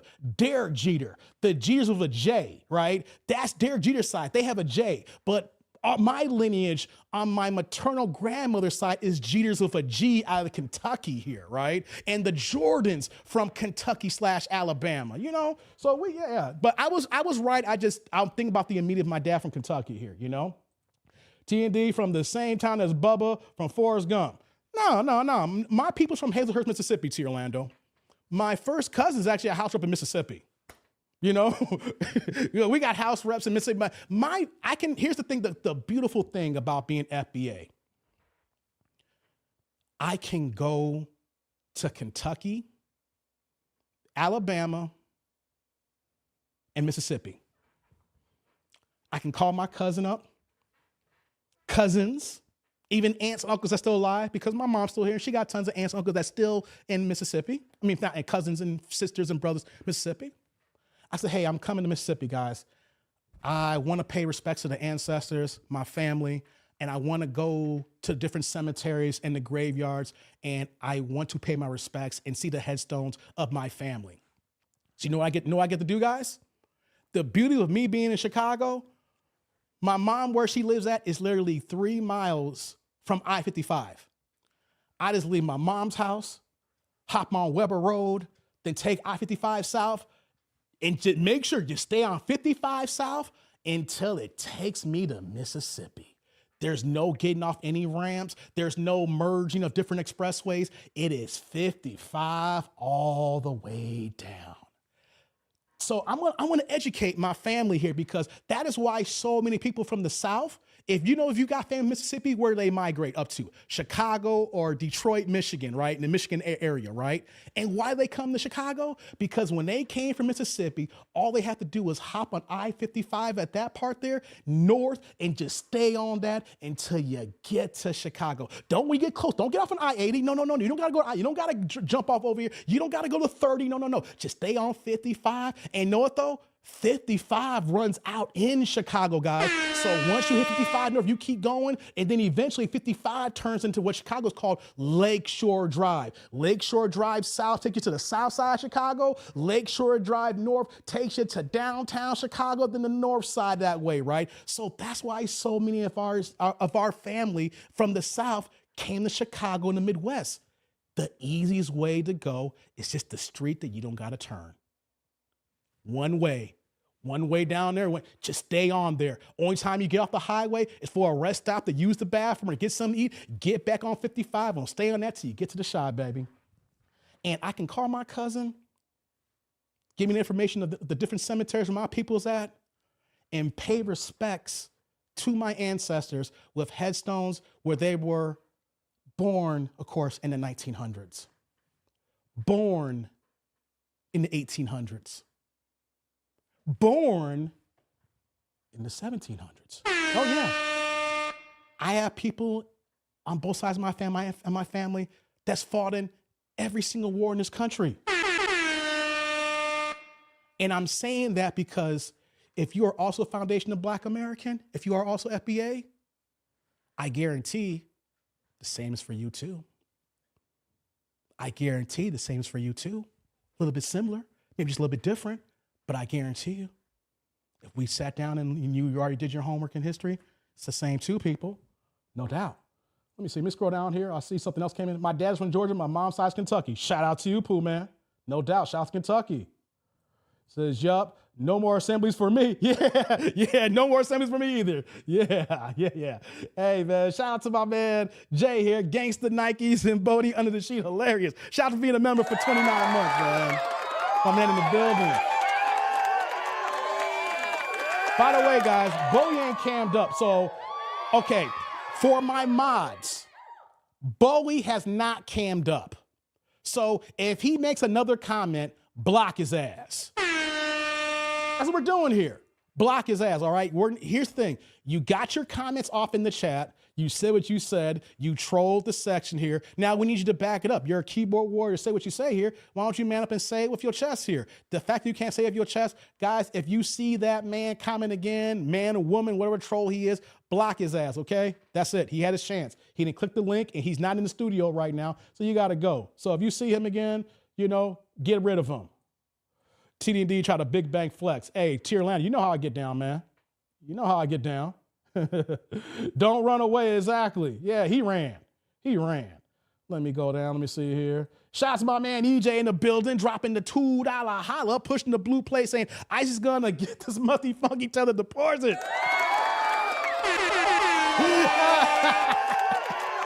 Hey, EJ. Hey, brother.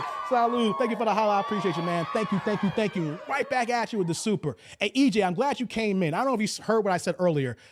I got your t-shirt, but I don't want to run all the way upstairs to get it here. We'll see how we're doing by this live stream here. If not, I will show what you got me on the next live. See how I'm feeling right now, okay? I'm feeling good. I don't want to get up and break up the live here right now. But EJ got me something and mailed it to me, and I appreciate you, brother. Hey, EJ, we could be related, man. We Georgians, man. Got it together, man. We all we got. And shout out to my man Jay again. So that tell us something we're talking about. I am the captain now. Yeah, man. My man Jay, man. Yeah, exactly, man. Hey, brother, salud. Thank you for the holla. I appreciate you. Thank you. And right back at you with that holla, man. Hell yeah. You're talking about I am the captain now. Always trolling these chats here. You know what I mean? And one more here. My girl Janesta in the building. What's going on, girl? Dropping the $10 holla. Says, happy birthday, Dave Vinny Moore. I didn't know that Ninja Watcher listening until I came over here. Much love. Welcome back. We missed you. Oh, damn. Well, I missed you too. Yeah, thank you for the love. Yeah, appreciate that. Hey, girl. Salud, thank you for the holla. I appreciate you. Thank you, thank you, thank you. And right back at you with the super. Took a little break here. We're going to get back to this FBA talk here, man, because this is what we're going to be moving going forward here. You know, let me see here. Go on. Let me see you scroll down. Just getting caught up here. All right. So what I am learning, guys, this break was much needed. This break was much needed for me. I have a new form, logical way of thinking of how I want to do content on YouTube here, you know? And as we're here at the 124 Marketers live stream, I want to publicly say from my earlier content from like 2022 and 2023, some of the content there, I openly want to apologize to my FBA family. I do. I got to apologize because some of the reaction videos that I used to do when it came to women, I put them all in the same bucket because, you know, the red pill manosphere, and we would see the women just moving and acting janky, acting disrespectful, just hating men and putting black men down and all this stuff like that. And you want to know something, guys? During this nice little periods of breaks that I had, I went back to my channel, started watching my old content. Started watching my old reaction videos. Started watching the videos that I did about Kendra and who would come up on her show, right? And what did I find? Yeah, to Orlando, wait. What did I find about a lot of the women that I was reacting to? The majority of them was not FBA.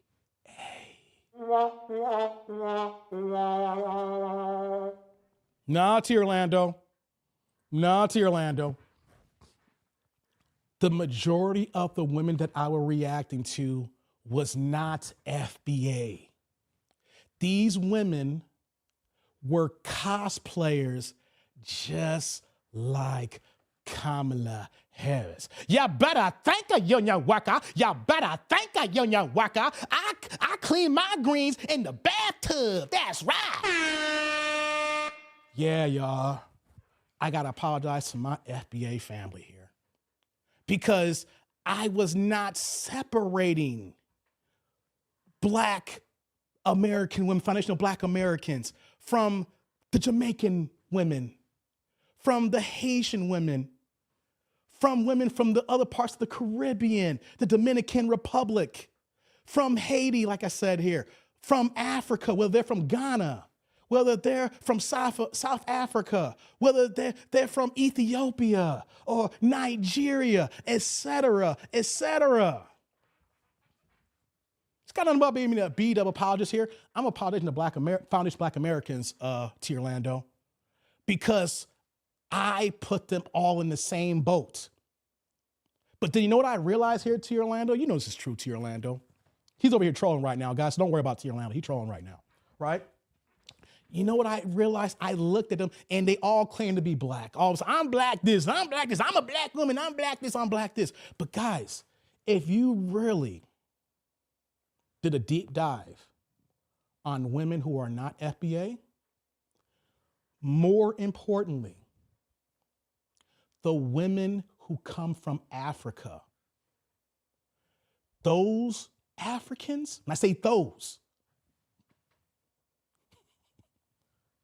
they hate men. They hate Black men. They hate their own African men. And then when they speak, they put FBA on there because they put us in on this flat blackness, guys. And for so many years, I was talking ill when not realizing that these women are tethers.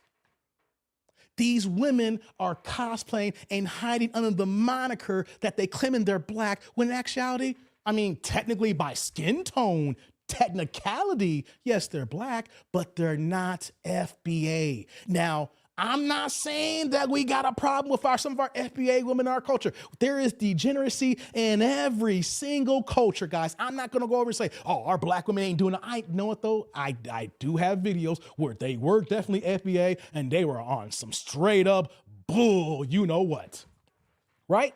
Straight up. But so many of my content, and I wanna, if I'm publicly denigrating and then deserve an apology, I gotta publicly apologize to as well, right?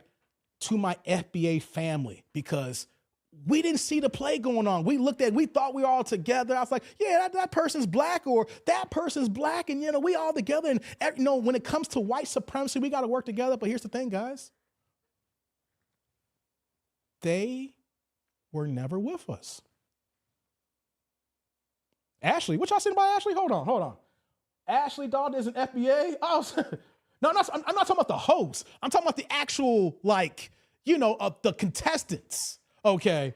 Yeah, Ashley, she thick right to your land. But I'm not talking about the host. I'm talking about the actual contestants. You know what I'm saying? Yeah, I can tell looking at Ashley that she got an accent. But I'm talking about the people who actually be on the shows, on Kendra's shows. There were so many of them, and they just hate black men. And you know how you can see this here, guys? Do yourself an experiment. Go on X, Twitter, and look for black women who may have African in where their location is, and see how they speak on black men. It's ridiculous on X, guys. All I see on X is just these African women who are just denigrating, disrespecting, going ham, just tearing down black. And although it's not, even though we may be included, they're mad at their own black men. They hate their own black men. And what do these women do? These are the main ones who are the bedwenches, who want the white zaddies, who over here talking about the white man is going to do this for me, or they want to brag so bad, things of that nature. These are the ones that hate their own men. They hate their own skin. That's why they use cake soap. Try to lighten themselves. You can tell by the knuckles how they're lighting themselves up with the cake soap. They don't want their skin to look a certain way. They want to lighten themselves up because to be white is to be right. To be white is to be right. To get yourself a white man is the grand plan. Oh my God, get me a zaddy so I know how to get mine on my knees and do the damn thing, baby. They don't like us. And so what happens is they've been mixed in with our ranks here. They've been mixed into our ranks and caused division, divide, and then now that we got our third eye, we can see and we can spot. I was like, wait a minute here. You talking all this stuff here right now? Where are your people from? Right? That's the first thing I ask when I see something disrespectful like that. Every time now that I come across a quote unquote black woman disrespecting black men, you know what my first question I say is, where are your people from? You know what they say? I'm from America. Guys, ladies, if you ask someone where they're from and they say, I'm American, I'm from America, you ain't FBA. I'm black, I'm American. No. That's not our response. When you ask a foundational black American where you're from, I'll tell you straight up, man, I live out here in Chicago and suburbs. I'm out here. But so, hold on, Dave, though. Hold on, Dave. Yeah, I get it. You here in the suburbs. Where you people from, Dave? Oh, man, my mom's from Hazelhurst, Mississippi. My dad's from Benton, Kentucky. Okay? Oh, yeah. Hazelhurst, baby. Yeah. Hazelhurst and Jackson. All my family down there. You can line it up. We do not have insecurities telling where we're from here. But when you ask one of them where they're from, they get mad. What is this nigga? What are you worried about where I'm from? You trying to dox me, nigga? Like, no, dox you? How can I dox you by asking your city? See, if you rep where you're from, you're not scared where you're from. We rep ours. That's one thing about FBA. We rep ours and we happy to have what we have and what it is here. But when someone's scared to say where they're from, we know where you're from and your family ain't from here. And if your family ain't from here, we know how you move. We know how you move, yes. What's going on in the chat here? Facts. You're going to break it down, state, city, zip code, and the street. That's right, Ty Pro. How you living, brother? Exactly. We're not scared to say where our people from. Matter of fact, if you go talk to my mom right now and you talk to her sisters, all in their 70s and 80s and things of that nature, and then my other cousins, things of that nature from the South, you know, and you hear someone's like, baby, where your people from? Where you from, you know? Where you from, baby? Right? The accent, thank you. Appreciate it. Thank you, Jay Walker. Yeah, it's birthday, man. It's birthday, yes. It's the birthday day. Yes, Detroit. Yes, you're right, yeah.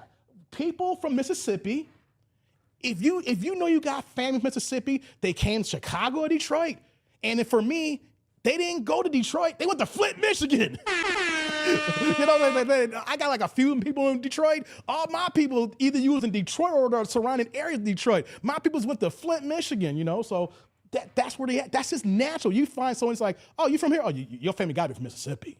Your peoples definitely have to be from Mississippi if you living out here. And that's how it goes down. But how is FBA a cult when you're born on this land? See, the reason why they call it a cult, guys, because they can't be on our backs to claim what they want to claim now. Because you see the census forms now, when they say Black African American, but then they'll say extra things, descendants of slaves, or then are you from Africa, the Caribbean? And then now they're forced to differentiate where they're actually from. It is already being put into public records. It's already being submitted into the census. African American is becoming, if not already, a dead term for us, guys. Now, if you're from Africa and you immigrate here to America in your first, second generation, yes, you are an African American. Hell, Elon Musk, guys, is an African American. That's the problem with the term African American. When Elon Musk can go on X and can jokingly say, I'm more African American than the Black African Americans in this country, and you want to know something, guys? He's goddamn right. Because we ain't African. We ain't African. And there's nothing wrong with that. We ain't African. You know why I ain't African? And they try to put that marker on me? On all of us, guys? Because if me, you, all you guys out there watching live, you ninja watching, or you're part of the replay gang, there is 54 countries in Africa. If we all go to Africa right now, we are goddamn tourists. We are goddamn guests. We do not have any right to their land or anything like that. We literally got to fill out paperwork to get in the building, to get into the country. You're right. Mandani, what's his name? The mayor of New York, his punk ass claimed African American and his lying self because the fact that his parents who are Indian, what was it? They moved to Uganda? Correct me if I'm wrong, guys. Didn't his family, they're from, India? I forgot what part of India it was. And then they relocated to Uganda. But because they're in Uganda, he's claiming African American. Do you see how that's a problematic term for us? Hold on. Let that settle in, guys. The new mayor of New York, if you're not caught up on your, politics, because he's like, hey, I don't get down in New York like that. Go Google his name and look at that man. He do not look like no Indian from Uganda. Hey, even the Indians who live in Uganda don't look like him, okay? All right? So if he can claim African American, then you're trying to say that I am him and him is me?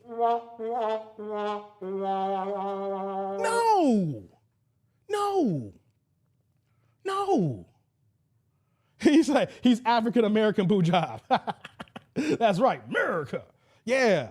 Ty said they want to push the lost African lost culture BS when we got culture in America, order and established in countries in Africa. Say it again, Ty. Especially the Nigerians. The Nigerians want to put that flag on us. I learned that by my ex-friend from high school, middle school, whatever. He Nigerian. Let me tell you guys a story. How he called FBA a cult and is mad at the word tether. And let me pull this off the screen here so y'all can see me here. Pull everything up here. So I've been seeing this particular person. I don't care. I'm saying his name. His name is Josh. I don't give a fuck. Fuck him. You know what I'm saying? I don't give a damn, all right? So he came on Facebook over so many months and just been posting derogatory statements against foundational Black Americans. At first, I was like, you know what, I ain't got time for it. I'm busy on YouTube, I'm doing my thing here. He just kept going in and going in and going in and going in, right? So finally, the last post that he posted, maybe a few weeks ago, he was talking about tethers and how we call people tethers and that we as FBAs are part of white supremacy and we're the whipping boys for MAGA. So normally when I'm online, I go ham, I go scorch earth, right? But since I've known him for 30 years, I was like, you know what, I'm gonna give him some grace here. Because it's on Facebook, I want everybody to see this here. I'm paraphrasing, I said, quote, I said, Josh, I said, you have no idea what the word tether means. Not all immigrants are tethers. Tether is an action item. Tether is something you do to get that title. What do you mean? When we call you a tether, that means that you are openly, brazenly denigrating, disrespecting, undermining, and trying to do everything to undercut foundational Black Americans. In a sense, you know, like you say, racism or bigotry, you just don't give a damn. You hate us and you talk down us and you make it a point to make us the point of your conversation every single time that we're the least of the least, we're the worst of the worst, we can do no good, we don't have no culture. That is a tether. And I said, all tethers are immigrants, but all immigrants are not tethers. So I gotta repeat that again? Hold on. For people in the back, in replay game, you may not catch that there. See, that's what these cats, they can't accept that because they openly hate us and they can't contain it. All tethers are immigrants, but all immigrants are tethers. Hey, Leroy, that's funny you bring that up here because I brought that to his attention. I was like, you do realize that your own people call us Akatas. How dare you move like this? He was like, Dave, you came up in Bolingbrook. Who called you Akata? Like, what? Where I was born at, where I lived at, got anything to do with people moving against me? Just because my residence was in this town here, man, my dad had me on his hip. I was everywhere with this man. So just because I lived in Bolingbrook doesn't mean that I was always in Bolingbrook. That don't stop that. So ironically though, a woman came into our post and she was like, thank you for that clarification. I've always heard the word tether, and I didn't know that, I'm glad you broke that down. And then she's like, I'm from Jamaica. I just want to let you know that I'm not on your side like that, but I'm glad you broke that down. I was like, what? Not on your side? I was like, look here, it's not about sides here, it's about facts, okay? When the word tether is used, it's because you're doing something to undermine us. If you rock with us and you don't undermine us and you a writer, you're not a tether, and me and you could be friends. But if you are actively saying the worst disparaging things, then that's what you are because you don't like us. And then that's what I figured. I told him, I said, Josh, if you're moving this way, you never liked me. You never liked any Black Americans if you're talking like this here. And how dare you talk like this? Because if it wasn't for my people during the Civil Rights era, none of y'all people from Nigerian African countries would be in this country. See, these immigrants who are here are failing to forget, or they know that and they're pissed off because we the ones that did it, but it's our peoples, our families, our cousins, our uncles, our grandparents in the 50s and 60s in the Civil Rights movement that we fought for these Black immigrants to be here. And why was that? Short term was we recognized that the American government was letting a whole bunch of white immigrants come in. Now, white people were just coming in from all countries. It was coming in like that. And we said, hey, hold on, daddy white government. We find with civil rights, if you're going to bring some of these white immigrants in here, y'all better bring some of these Black ones in here too. Y'all going to keep bringing all these white immigrants in here. And then your numbers get so high, why we still here, and then why you're undermining us too as well, and then you really become a super majority in this country here. We said, no, Mr. White man, government man here. We was like, when we fight for our civil rights, we want equality.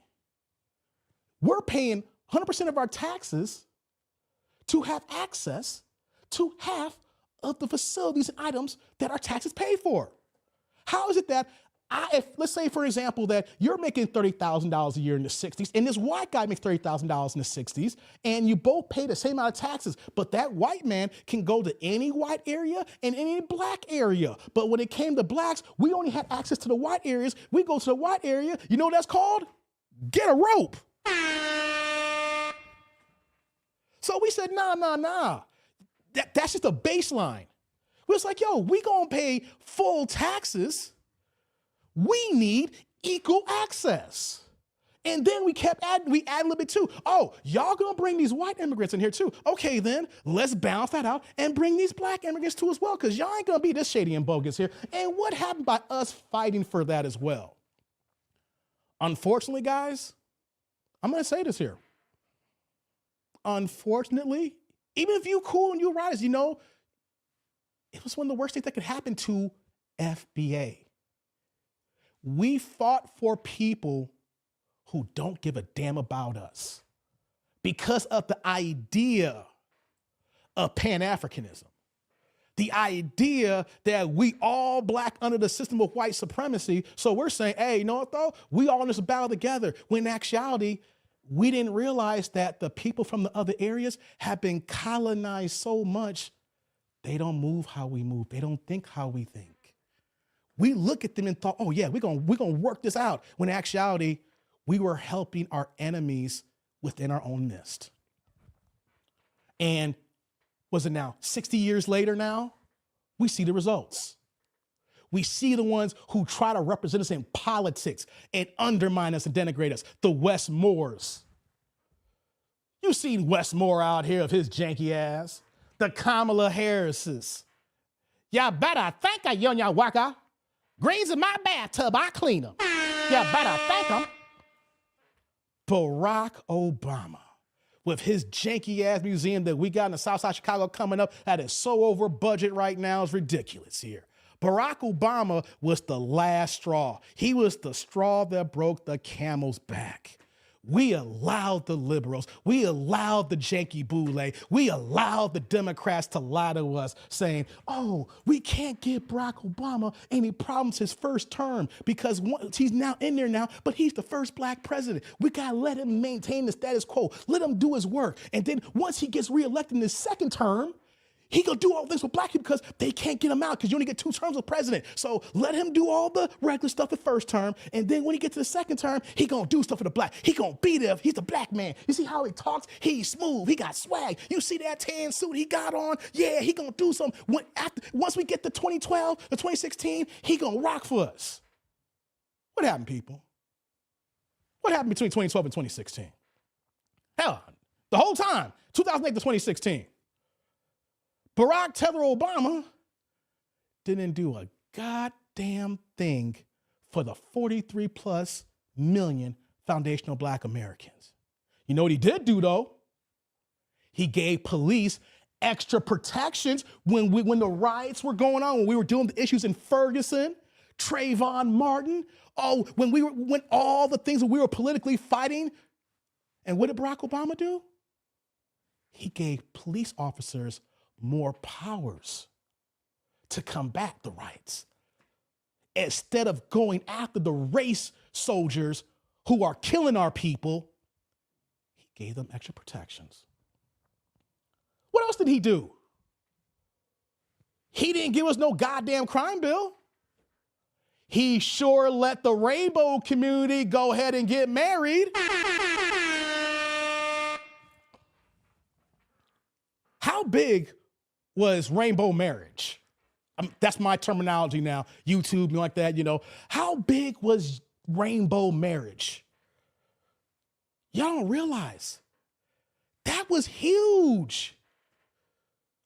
It wasn't about marrying who you love. Like, we're alternative lifestyle, and we're not allowed to who we love, okay? We get to marry now, yay, we get to live together, and I can say, this is my husband and this is my wife and my wife. No.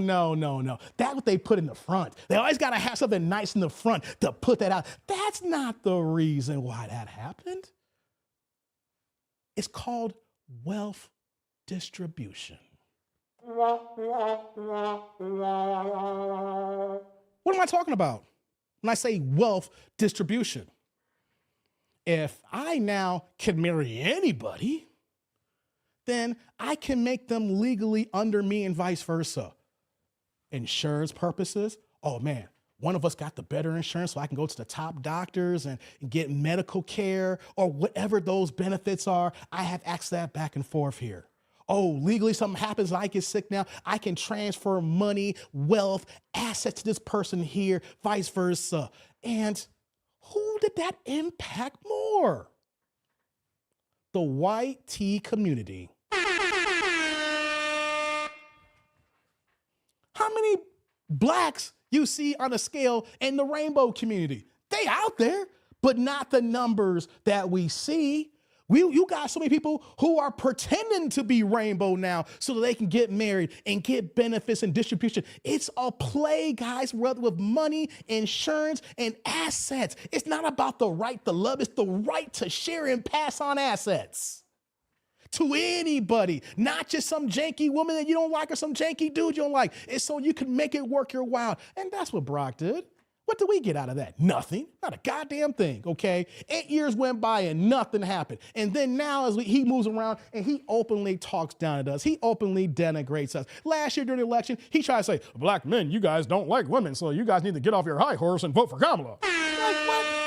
We didn't vote for Kamala because y'all try to tell us that an Indian woman was black. And I don't know about you, but I've never seen where her mama's from and where you see where those men are at. If you call them black, they will get a gang of stones and stone your ass to death. I'm sorry. You trying to tell us that this woman is black when she's not black? No. And no disrespect, I'm not going to say the name here. There was a content creator saying, why was someone fake to be black? To get the goddamn black vote. Some people just want to be asinine and say, it doesn't benefit you to be black. In politics, it is when you can get that voter block. You get the majority of that black voter block, and then you move on to whites, the white teams. These tethers are hurting us. But all y'all ain't tethers. But the ones who call us in the cult are. The ones who say that we are in a cult are. And you can't be in a cult of something that you're born in with your family legacy and legacy. Cults are groups that are built, not because of your bloodline. What are you saying here? Divorce rates in the Rainbow Mafia, oh man, they got the highest divorce rates. Oh man, you put two women together, boy, the domestic violence cases, they're through the roof of women on women, y'all. They're through the roof. What are you saying here? Many immigrants came over here to be, yeah, that too. Kamala's dad was Irish and Indian, born in Jamaica. Exactly. I saw, her daddy's grandparents. They're whiter than white Irish, yo. Did you see that Project Leroy? Man, her was Jasper's grandparents. Her daddy's name is Jasper, right? Man, his grandparents is wiggity white tea with blonde hair and everything else, man. You said back in the day, Kamala had yams. Yeah, she did have yams. Hey, every once in a while, Tyrlando will say something factually correct, you know. Just because her dad is from Jamaica doesn't make her black. That's the thing here. Hey, Pooh man. Jamaicans don't even call themselves black. They call themselves Jamaicans. You know what though, guys? Since this is up here, I got a little bit of time before I bounce out here. We're at the almost 2 hour mark here. Not bad for I ain't done a lot in a long time. But I can do 2 hours like it's nothing. But the one thing that I learned about my best friend Zoe, remember I talk about her often. I keep her in my memories. I actually talked to her mama a few months ago. She actually relocated back to Jamaica after Zoe had passed away. She moved back home and everything. I never forget when me and Zoe first started hanging out around, it's like 2002, 2003. And I shit you not, guys. I asked her, hey, can you teach me a little bit of patois? I mean, me and you tight, I'm not trying to learn. Just tell me a few words, I just want to say a few things respectfully and things of that nature. You know what she told me? No, Dave. I was like, what? No, you don't get it. That's ours. I said, serious? What? Really? Dave, I'm not going to teach you patois. I'm not going to teach you a few words. You got to learn that on your own if you do know anything. That is ours. That's our language. I'm not going to teach you that. And she said it sternly to me. I was like, oh, my bad. I didn't know it was that serious. I was only 22, 23 years old. I didn't get it. Back in 2002, I didn't get it. So I just want to know a few words. What's the big deal? I literally said, but said you feel that way and you my peoples? Hey, I'm sorry. I didn't know it was an unwritten rule, whatever like that.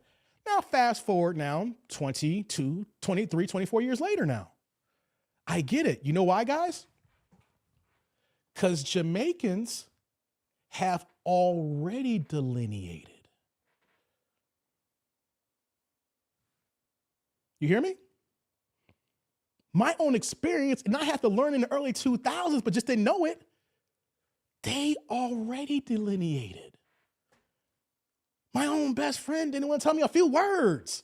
That's ours. It's like, okay. So you know what we're saying now, everybody else? We're doing the same thing too. This is our land. This is ours here. I'm sorry. It's no disrespect. We move how we move, and this is ours, and it was ours, and was yours, and that's what it is here. We're delineating just like how you delineated, right?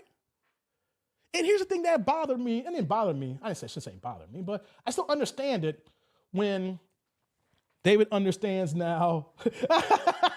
Hey, I'm sorry. That's a good one. Hey, shout out to Lethal Shooter. Hey, Jay, I understand it now. Hold on, you got to do the straight face. Like, okay, I understand it now. It took me 23 years. I understand it now. Thanks, Jay. Thanks, Jay. Yeah, man. Yeah, I understand it now, right? But we're delineating, and everybody delineates. But like that dude here who came in earlier saying that Jane is about African American, I wish he would have cammed up. I wish that we could have a discussion, because I still have not come across anybody to dispute how Jamaicans don't call themselves African Jamaicans. Thank you, Leroy. I still have not ran into a Jamaican who calls themselves or be okay with being called African Jamaicans. I still have not come across anybody who will be cool to call themselves African Haitians or Afro-Caribbeans in general, or whatever the case may be. No. What's going on, Divine? Thank you. No, we don't say that. But so why do we have to be called African Americans when every other group don't do it? But we got to be African Americans? But Jamaicans ain't African Jamaicans. You're not African Haitians. You're not African Dominicans. People from Dominican Republic. You don't hear about them being called African Dominicans. No, I'm Dominican. No, I'm Jamaican. I'm Haitian. I'm from this part of the Caribbean here. So you guys can delineate, but we can't. You can delineate, but we can't. We got to hold on to this flat blackness here. We got to be the whipping boys of the community. We got to be generic. We got to be you, and we also got to be less than.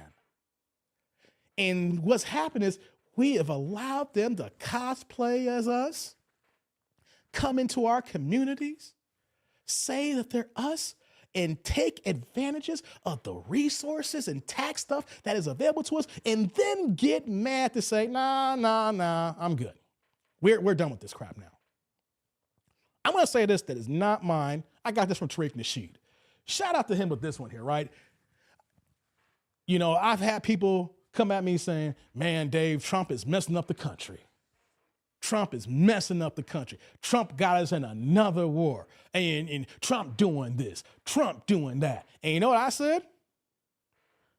Good. Like Emperor Palpatine in Star Wars. Good.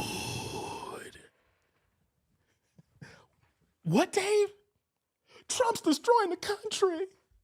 How can you say this is good? Wait, everybody, this is ridiculous. I mean, he's hurting people and eyes and people getting killed, deleted and unalive and everything. And Tariq said this eloquently here. If Kamala Harris would have got elected, it would have been still FBAs getting our asses whooped like it's always been since America's been established. Still on the bottom, still being the whipping boy, and still being on the bottom.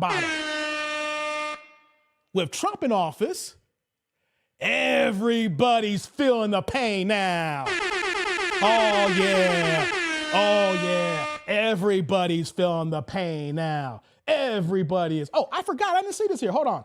I have a $4.99, $5 chat to green here from my man, Mr. Cocaine here. I live in VA. Winston, what's that? Sears was playing in our face. Sorry, man. Sorry, I missed that. Hey, man. Salud. Thank you for the holla. I appreciate you, man. Thank you. Right back at you with the super. Shout out to the green plate in the building. Sorry about that. You know, like I was saying, though, with Trump being in office, basically everybody feels the pain. Everybody's being treated like a nigga with a hard ER. And here's the way I look at it.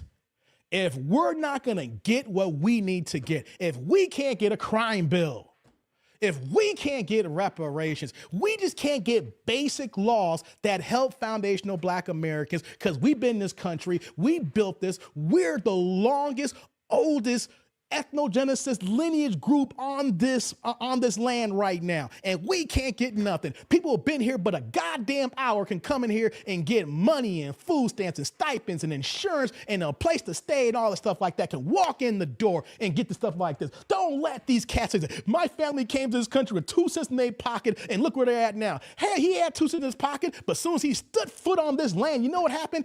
Daddy government gave him an apartment to stay in. Daddy government put him on aid to get him insurance. And then, or maybe you couldn't get insurance, but you had kids, so your kids got the insurance so they can get up in here. Daddy government lets you all get these debit cards to come in here. Daddy government is over here raising the goddamn debt to keep y'all in here. How to say you go, I came here with 2 cents and look where I'm at. No, the government in Chicago to spend $1 billion for y'all to come over here, talk about some goddamn 2 cents. You lying ass, janky ass people. You came here with a bag.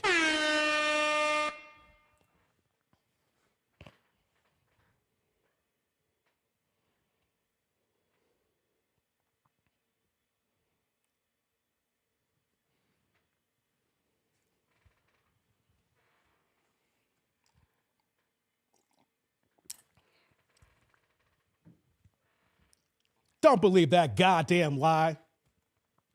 I came with $2 in my pocket.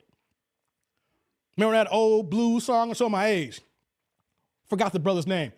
These last $2. Anybody know that old blues song?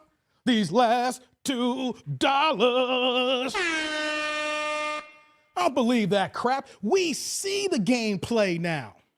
We see it. They allowed them to come in this country with a goddamn bag. Shout out to thank you, Johnny Taylor. I know I got see, FBA. Oh, we got our FBAs here. Who know that one? Thank you, FBA. Look at, yes, thank you. FBA's in the building. These last $2 that I had in my pocket, nigga, and I made something of myself. No.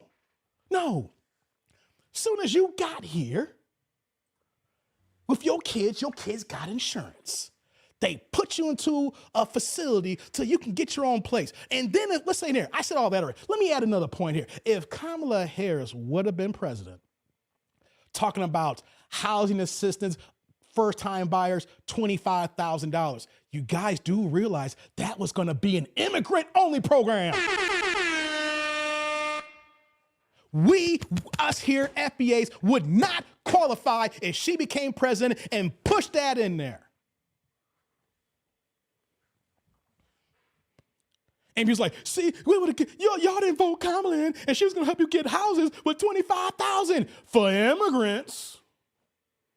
Why do you think we looking at this stuff and like, why we have a little bit, like, we got a bug in our ass. Wait, hold on here.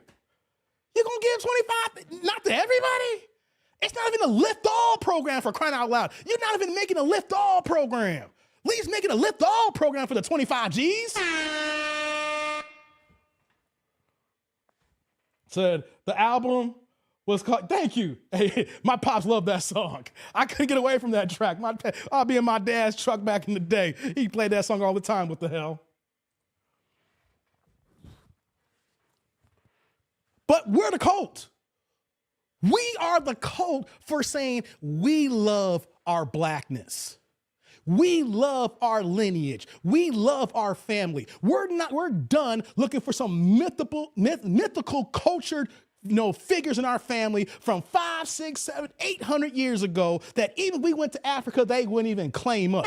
That is disrespectful for our ancestors, our grandparents, and our whatever times great-grandparents that was on this land here. That is disrespectful to the current history of our family, looking for people beyond them saying, oh, I'm from Africa. What about your family in the 1800s? What about your family in the 1900s? And if you can trace back like I can, what about your family in the 1700s? We're just going to disrespect them. We're just going to ignore them. We're just going to say, nah, they don't matter. But some mythical people from the 1,000-year reign, whatever the case may be, it's like, I am African from Nigeria when Nigeria really didn't exist as a nation state to the 1890s.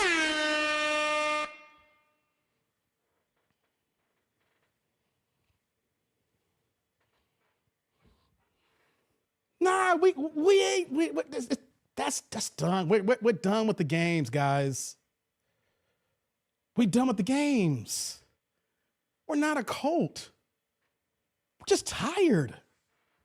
And we're repping ours. We have love for ourselves. Don't let these other people try to come in and disrespect us and saying that we don't have any culture. We don't know where we're from. And we're just lost people. They say that because that is them. People in Nigeria didn't have last names until the 1890s. It's been less than 200 years before they got last names. They don't know who they are. Some of them come here and don't even have birth certificates, don't when they were born. Ask them where they're from, and then ask them where they're born. They say January 1st, you know they're an immigrant. And I'm not mad at the immigrants. Like I hate y'all like that. No. I don't like the disrespect because you think that you're better than us when at the end of the day, we thought we were all people. We're not over here thinking that we're better than anybody else. But you know what we are saying, though? We are going to own what we have done. We're not saying we're better than you, but we're going to own what we've done. You're not going to take that away from us, our achievements. The patents that we were able to get right out of slavery, over 50,000 patents was issued to foundational Black Americans right after slavery. Can you imagine how many patents in this country would be owned by foundational Black Americans if we weren't under the guise of Jim Crow slavery and being confined to 3/5 of a human?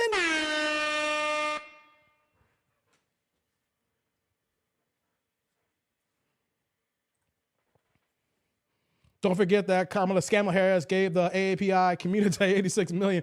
Yeah, man. Don't get me started, upper man. Let me put another bug in you guys' ears. I'm gonna put another bug in you guys' ears. Don't let any of these people talk down about our reparations talk here. Oh yeah, whoops. 1 second, guys.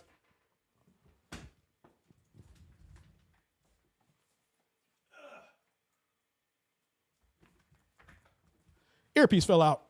Sorry. I got all this hair, I didn't even feel it popping out here. Let's talk about reparations for a second. I'm not done yet. I want to have a conversation about reparations. What's going on, Divine? I gotta get to these supers here. I'll be talking, I don't look at the chat, and I see the supers come in late. Shout out to my man Divine dropping the $1.99, $2 holla, getting the blue plates passing before we get to reparation talk, saying salute, Dave, you cooking like you never left. Hey, man, thank you, Divine. Appreciate that, man. Thank you, Divine. Hey, brother, salute. Thank you for the holla, I appreciate you, man. Thank you. And right back at you with the super. That blue plates, hey, guys, show your love. Hey, likes up in the building. Like the live. Outside of also commenting on the live chat, Also put a post in the regular comment check as well. Just say what's up, say salute. Just drop a comment in the regular, do me a favor like that. Salute to the tribe here, man. We having a good time here, man. Said Pooh Man, them Indian gals. Hey, what's going on, Snap? Welcome back. Thank you. Yeah, man, appreciate it.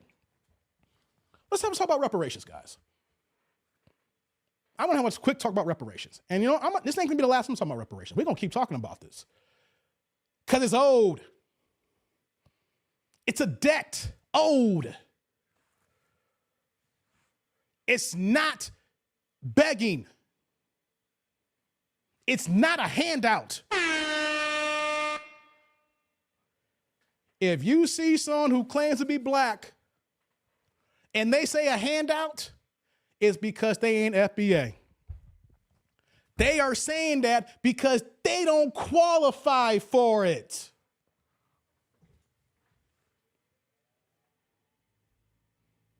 Anybody who calls it a handout doesn't qualify for it, and they mad because they can't get it if and when it does. I say if, when it will come. Know why I'm saying that? When? He was like, I remember I did a live last year and I started getting into the talk here about reparations. They're never going to give reparations. They're never going to cut that check. Let me tell y'all something. They said that we were never going to be, we were not going to get out of slavery. They said that we were always going to be inhuman. They said that it was in the Constitution that we were 3/5 human. And we fought that. So if we can fight to become human, we can get a damn check. Yeah, see, they don't look at, they like say, oh, these white folks are giving y'all money. This ain't going to happen. We were slaves. We were 3/5. They even to the point with the Dred Scott decision, how they used that against us. And then we fought to become 5/5. We became the foundation of this country here. So I just want to say it off the rip here. They can say, if you never go, it's all about money. Hell yeah, it's about money. You know why? The United States wouldn't be here without the free labor of our ancestors. That was free, inhumane labor, working all day, every day, living on scraps, and then tattered clothes and watching us getting beat, butt breaking, great status, dehumanized, making men look less than men, taking our women, destroying, even deleting our own kids, whatever the case may be. They did everything under the goddamn sun, so that this country is where it is, where everybody flocks here. Everybody wants to be an American. Everybody wants to come to Hollywood to make some of this stuff. Everybody want to go to New York because it's the Big Apple. People want to go to Florida to be at Miami Beach and look at the big old titty women and asses don't got to worry about problems. They want to go to California and kick it on Venice Beach. They want to be in Long Beach. They want to be in LA. They want to be in Texas like a ride-on cowboy. Yeehaw. They don't want to be in Asia no more. They don't want to be in Africa no more. They want to come here and get where the garden is good. Yeah. And all that happened is because of our sacrifice from our family forefathers, how they came here and built this landmass. Because look at it, the YT community failed every instance to build this land up until the slave game got started here, and we built this up while they whipped and chained and beat us here. Nothing happened until we were the foundation of this land here. They couldn't build no crops. They couldn't grow the seeds of the vegetables and the vegetation of this land here. They didn't build the train station. The train stations actually owned slaves. The actual train companies, guys, when we were building the railroads all across the country, even though at the California, where people try to say, well, the Chinese built the train tracks. Yeah, they built the equivalent like 600 miles of tracks while we've been building the train tracks because we were slaves under the train companies here from building it all across the country. And then China came and put a few tracks down. We have been involved in every goddamn thing here. And then try to say it's a handout? To say it's a handout? Shout out to my girl Sheila here. with the $1.99, $2 house. Say, glad to see you back. It's like I never looked.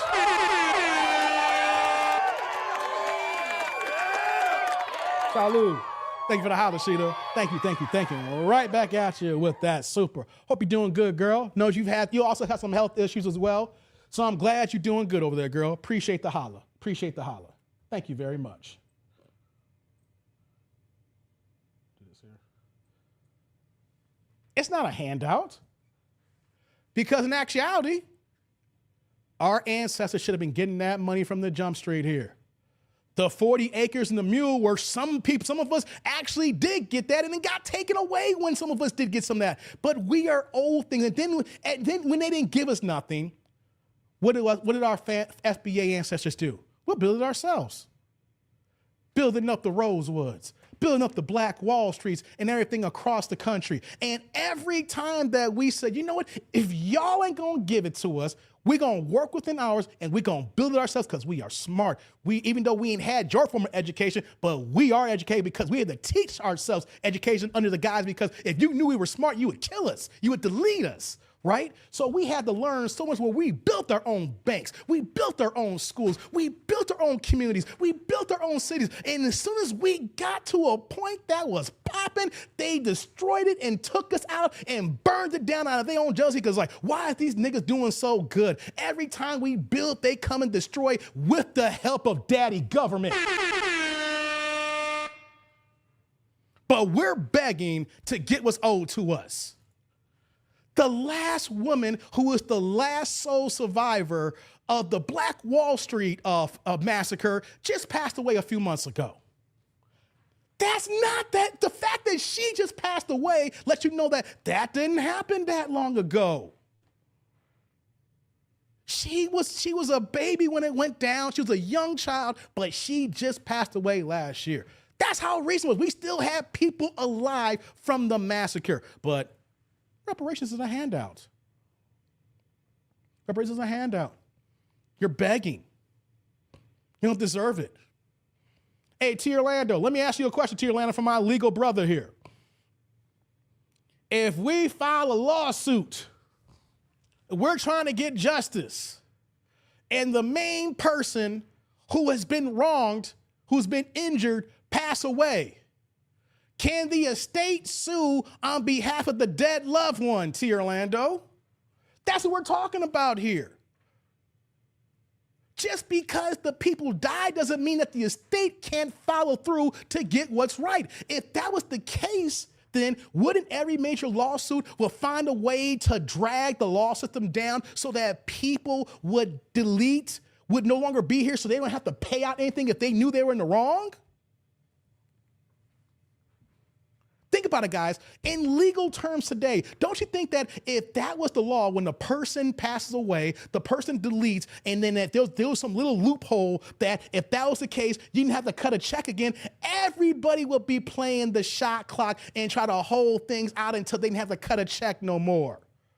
Hold on here. Shout out to my man Jay with the $2 holla pushing the blue plate saying, was it a handout for Japanese Indians? Hey, man, I'm going to talk about that too. My man Jay. Hey, brother, salud. Thank you for the holla. Thank you, thank you, thank you. And right back at you with the blue plate. Appreciate that, man. T. Orlando says, the estate can sue. That's what we're talking about here. When it comes to Foundation Americans, we are the survivors. We are the estate. The claim passing to the estate. Executed estate has standing to sue.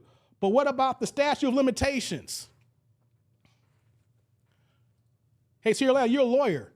What if we could put together a case that showed that the American government was complicit in trying to run out the clock so that the statute of limitation would exit out, and you could prove that, as we're seeing here? Or statute of repossess. Exactly. I get you. Thank you for putting in the comments, because I know if I ask you a real question, you're gonna really put your smart hat on with your University of Georgia education. Did you go to Georgia? No, I'm just playing with you, man. But just because someone passes away when they've been injured does not mean that the family, AKA and or the estate, can go after what was justly due to them. Know what this reminds me of, guys, so that the YT community can really understand? Because the YT community made this movie. Remember that movie, Philadelphia? Came out like 20 plus years ago. Tom Hanks, Denzel Washington. Put in the one in the chat if y'all remember that movie, Philadelphia. Y'all remember that movie, Philadelphia? Put the one in the chat if y'all remember that movie.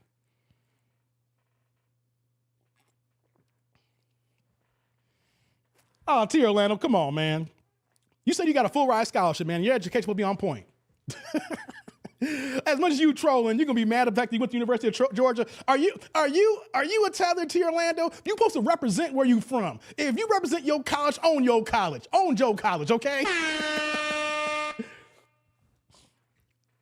You own Joe College. You know what I'm saying? Thank you. Okay, so I remember Philadelphia. Okay, for you guys, for most of y'all who don't remember Philadelphia, you know, the movie was about Tom Hanks played a lawyer who's of the rainbow community. He contracted HIV/AIDS, and when they found out that, you know, he was sick and then he liked to mess with boys, the law firm let him go. And when I believe that he was supposed to be lined up for partner. And I think it was based on a true story. Correct me if I'm wrong. I think it was based on a true story, loosely. And then Denzel, being the black lawyer, he came on, took on the case. But if you remember the movie, during the process, you know, he had the complications from AIDS brought down Tom Hanks down to a certain point that he passed away during the trial.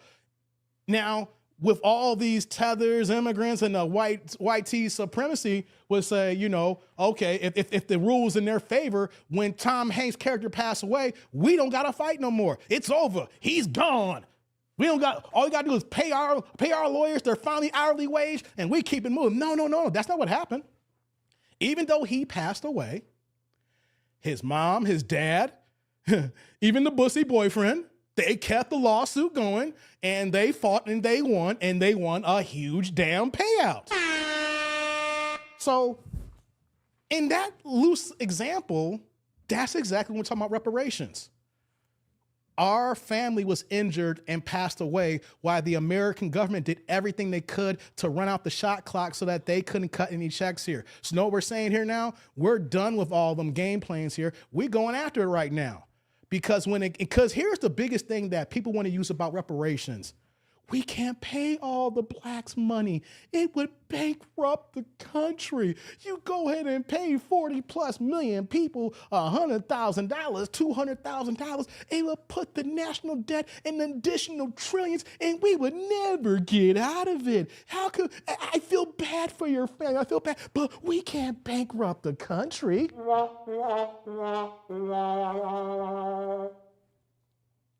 Are you with the Georgia Tech, nigga? Oh, man, you are smart. You at the Georgia Tech? You are smart. I was supposed to go to Georgia Tech. I just didn't want to go to Georgia. I was actually applying to Georgia Tech. I was like, well, I didn't want to move to Georgia. I wanted to go to an HBCU at the time. You know what? I do not know, but now you're going to make me look into that, T. Orlando. I'm not afraid to say I don't know something. Now, let me add something here. When I mentioned that analogy here. And I'm going to use this to sign off here because I got more stuff to talk about in other live streams, and I got stuff to do. Today is my birthday. I can't be here for 6 hours. I got people waiting for me, people making cakes for me and everything like that. You know, remember Big Boy and was it Deuce Bigelow? Cakes and pies, cakes and pies, cakes and pies. But anyways, hold on. Let me get this. I need to finish my thought here. Shout out to Jay with another $2 holla, pushing the blue plate, saying, "Yet the small hats get billions a year from us." Well, we're gonna talk about that. Give me 1 second. I'm gonna talk about that. My man Jay, salute. Thank you for the holla. I appreciate that, man. Thank you. And right back at you with that super, man. Appreciate that. Says we were supposed to get confiscated Confederate land property. Okay, that's something. Hey, I like that tier land. I'm gonna look into that now. That's some more history that I want to see into now. Thank you for putting that bug in my ear, because when I get a bug in my ear, I go OCD and I start reading for days. So I'm gonna look into that, man. Thank you for that one. Thank you. I'm gonna look into that now. When it comes about the idea about reparations and they saying it's gonna bankrupt the country, these immigrants is causing Chicago to be bankrupt. Don't you? Isn't it ironic that they would rather spend money on people who are not Americans than the people who have been here in our own and who's been here the whole time? I'm out here in Chicago right now and I literally saw $1 billion go out the damn door. But there's no reparation for black people? Don't you understand that cutting a check like reparations would jumpstart the community if we got that money? Because we're not leaving. See, what happens when you give these immigrants the money, they come here, they set up shop, and the next you know, they send that money back home. That money never comes back to the States here. They give it to them, and they send to help their people out. If we got a check, it stays here in the country. It stays here in the community. We are spending at home. Now, we may take a vacation out of the country and spend some money like that because we kicking it now. I ain't gonna front. You give a person a check for $200,000, whatever like that. We might go take a European cruise. Might go to Italy or some stuff like that. But you know what though? We are bringing our black asses right back, and we're going to spend that money here. All the money will go to the car dealerships, will go to the restaurants, to buying a home, to go ahead and hooking up your home. Maybe you don't want to be a homeowner. You want to go get an apartment. You want to buy clothes, things of that nature. You're going to, whatever it is as far as commerce needs and goods, it's going to be spent here. Not sent to some relatives so they can go ahead and make some dirt cookies. It's going to be spent here. It's going to, even though we're taking the money out of, and it's going to raise the debt, you got to remember though, when we spend, then that's being taxable. As soon as they give us the money, then Uncle Sam is getting that money back in tax revenue. You may say, well, if we give y'all money, y'all might blow it. Who gives a damn? It's my goddamn money. I'm grown. Don't somebody do with my money. What if I did blow it? If I did blow it, let's just say they gave us $200,000. I blew $200,000 right into the community, and the taxes, everybody got the taxes. The fast food restaurants, the regular sit-down restaurants, the gas stations got their money. I bought a new car, clothes, whatever it is. I bought a TV. I had to buy lights. I got a camera. I got a computer. Everybody wins. And if I go ahead and go broke, hey, this is, you got the money faster. Uncle Sam gets taxed and got his money back from me and then some now. What you saying here? He said, gonna buy a spot for a business. Said dirt cookies is diabolical work. It's true though, Jay. It's true they be making them dirt cookies, man. I didn't believe it till I saw it. I was like, God damn, they really do make dirt cookies. But give me $200,000. I'm buying Tdnd. See, I just do it out there like that. You give me $200,000, it's going right back into my IRA. I'm putting it right back into the market. I'm getting these dividends. Okay, yeah, we're gonna make that $200,000. We're gonna make that $200,000 to $10 million in the market, baby. That's how I look at it. I'm gonna go buy a few things. I'll go ahead and pay the house off. Get a new pair of shoes. Get a couple of bags. You know what I'm saying? Get my locks done. Put the money aside so I have my locks done. But the rest of that is going to the market, baby. You know what I'm saying? So that sounds familiar. But let me state this here about reparations and saying that how it bankrupt the community, the country, and things of that nature. I want to put you guys in some games for you guys to look into. Now, off the top, I cannot remember the Seminole tribe exact name who come out of Florida, but just to let you know, it is the same tribe that owns the Hard Rock Corporation. The Hard Rock hotels, things of that nature. Let me just give you just to give you a picture. Like as far as the Hard Rock Hotel, there's one in Florida. They used to be in Vegas where it's now a Virgin Hotel, but then, they sold that property because, their corporation really wanted a hotel in the Las Vegas Strip. So after they sold their property to Virgin, they've been waiting until the Mirage, got sold and they bought the Mirage. So instead of keeping it open while they renovated to a Hard Rock, they literally shut the hotel down. It's going to be down for 3 years while they renovate it. They paid $2 billion for the property and another $1 billion to renovate to make it an official Hard Rock. So if you go to Vegas and the Strip now, you see that they're building the guitar tower. That's going to be a whole line of suites there, right? So I'm telling you a story for a reason. So they're spending $3 billion and they're not even going to make one penny yet until they reopen. If they're on time, they'll reopen next year in 2027. $3 billion. That's owned by the Seminole Group in Florida. How have they been able to generate that kind of money to even buy all those hotels, all the casinos? Check this out, guys. That particular tribe, whenever a boy is born, I may have this number off. I can't remember if it's 120,000 or 180,000. Whenever a boy in that tribe who is run by that Seminole group who owns the Hard Rock, whenever a new boy is born, I can't remember if it was 120 or $180,000 is put into a trust every year.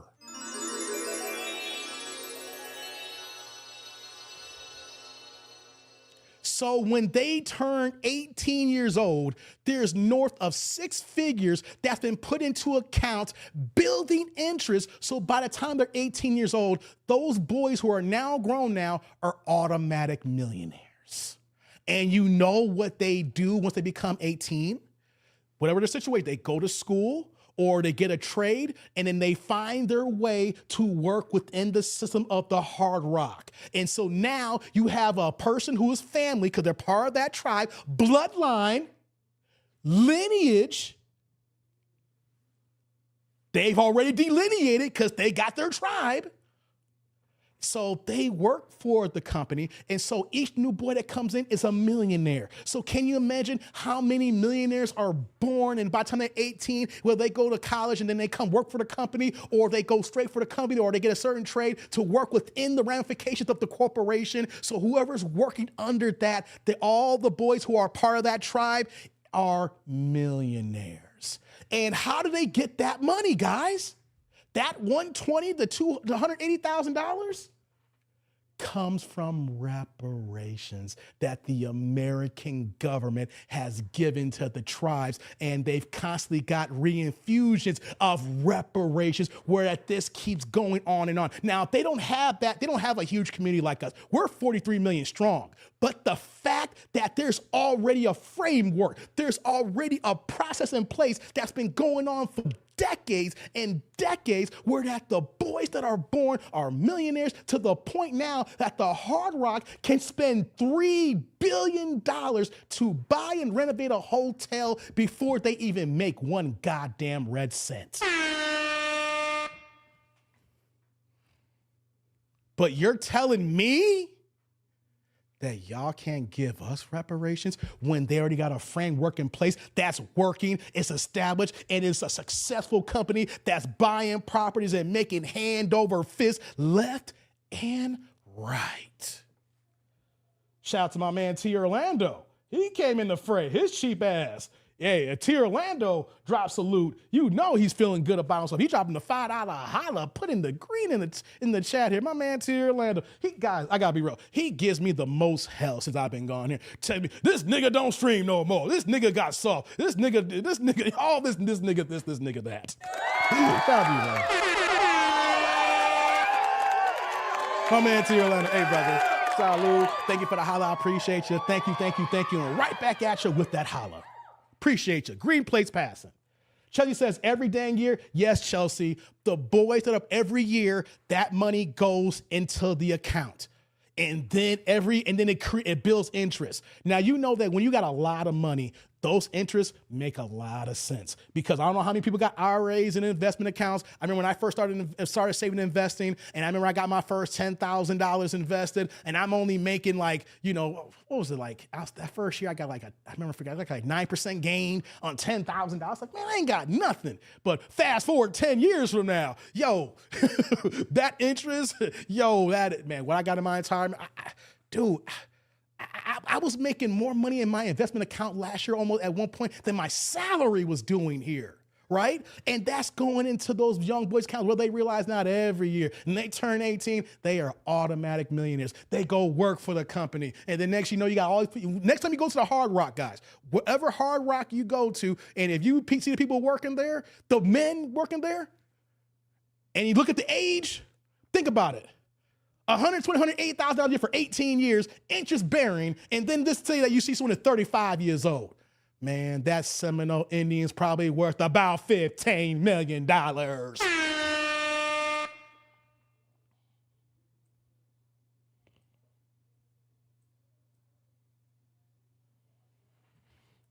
you talking about indigenous people? I'm talking about the Seminole tribe who owns the Hard Rock Hotel. That's what I'm talking about.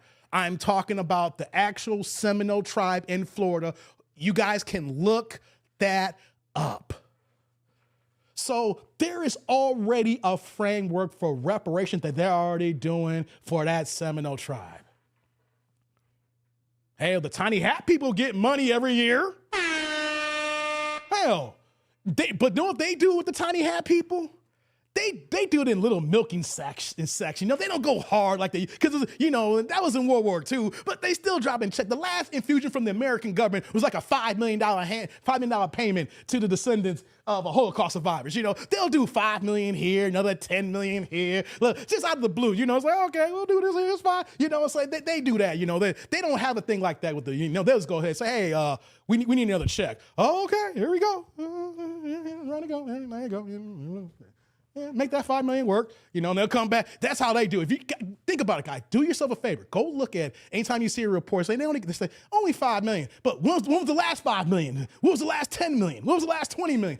They get little dribbles. It's like a leaky faucet. It keeps coming and coming. They don't cut the one big check. It keeps coming and coming and coming. You know what I'm saying? Pause. He says, Ed Bloom is getting his people reparations and laws passed for his small. Yes, he is, man. Hey, you want it, Leroy? Yes, sir. Oh, Lord, here you go again. You're African. Well, you know what, though? Shout out to Africa, man. No, we FBA. You know what I'm saying? Hey, you know, don't come in here denigrating us. I got no problem. But, you know, our problem is the denigration and the tethers. If you ain't a tether, we cool. If you move in tether ways, hey, you know, you're going to get another side of me. But that's just the Seminole group. That's about the tiny hat people. Tier Lana mentioned this, now I'm about to get into it.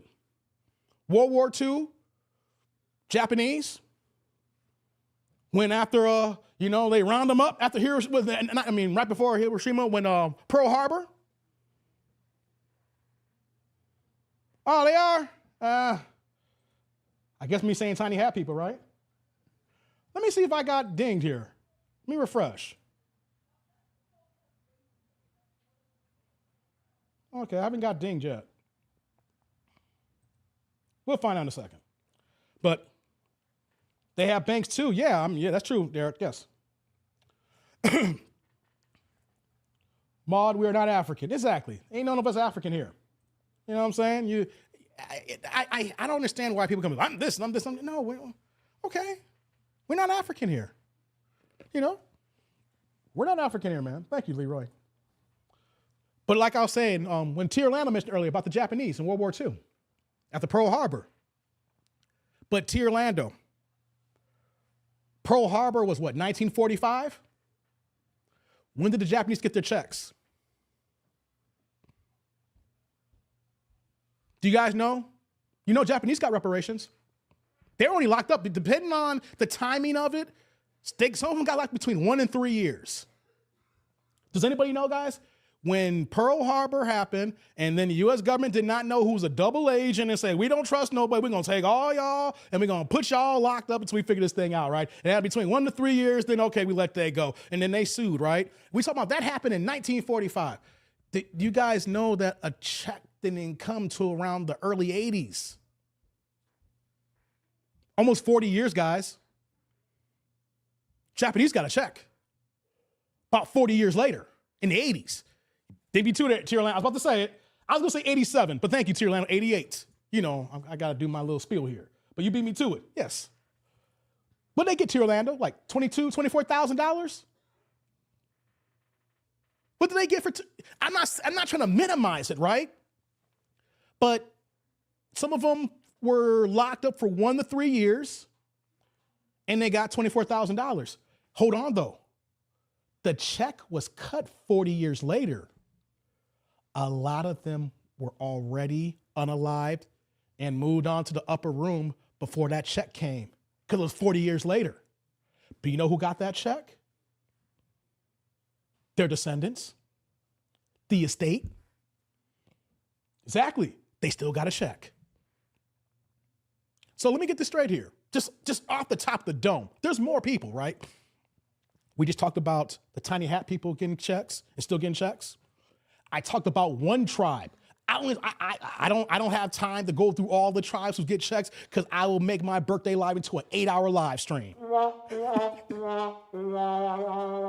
talked about the tiny hats. We talked about one tribe. We talked about the Japanese, and I can go on and on and on. What I'm saying here is, and Tier Lando being my legal beaver here, there is a precedent of other lineage groups getting reparations for their group, their lineage, their bloodline because of the atrocities by the American government. We got to remember, it was the American government that kept us in slavery. Remember, they even created the slave patrols when runaway slaves, when people were running and they caught them, and what would happen when they were caught, and how they created the groups to keep us in this system of supremacy and in slavery. You know that, right? The government is implicit because they created mechanisms to maintain it. And since they did wrong, they have set up precedents and then cut checks to every group but us. But you know what happens? We allow these tethers. We allow these people to cosplay as us who want to act as our representatives and say, we don't need representatives. We need to work hard. We need to work hard. I came in this country we know people came in this country with $2 in their pocket. But wait a minute here. You ain't us, so you're not allowed to represent us, Kamala Harris. You're not allowed to represent us, Wes Moore. You're not allowed to, what's that woman named Karen Bass from California, the mayor, LA there? You're not allowed to represent us because you know what, we know how you move in here. Barack Obama, you do not represent us here. They do not represent us here. But every other group gets something. But then when we get what's due to us, you know what they say? Oh, no, we're going to bankrupt the country. We're going to bankrupt the country. We're going to bankrupt the country. We're going to bankrupt the country. In fairness, I've been getting reparations from these snow bunnies for years. This is T. Orlando, people. He ain't lying. I think he hates black women now. All he talks about is snow bunnies lately. T. Orlando, you hate black women, don't you? It's okay if you don't like black women. You can tell me that. I know what, T. Orlando? You don't hate black women. Let's be real, T. Orlando. You've been dating immigrants, and that's your problem. You allowed the immigrants to warp your mind to go to the snow bunnies. And tribe, we gotta get T. Orlando right so we can get him away from these snow bunnies and get him a nice FBA sister. Stop playing, T. Orlando. But all in all, guys, what is going on here is an orchestrated attack because other groups for so many years who can play and act like us cannot fake it anymore. They're not going to get the resource that they use to act like us anymore. They can't get the cultural currency to think they're one of us anymore. They got to stand on their own 2 feet here and represent their own. And the problem is they never wanted to represent their own because that's why they fled their country to come here. They hate their country. They hate their homeland. They hate their people and wanted to come here for a new start. And once they came for a new start, they wanted a whole new beginning, but a whole new beginning under a guise of other people. Because, whenever you ask them if you from Africa, they get upset. We meet them from Africa. Like, what's the problem? You look like you African. I see your goddamn hairline. I got into so many arguments with people. It's like, dude, I know you're not an FBA. How you know I'm not FBA? Look at your goddamn hairline. Wait, no. You see, I'm 46 years old. You see my hair? Look at this hairline. Guys, you got iPhones and brand new Galaxy tabs. Look at this hairline, baby.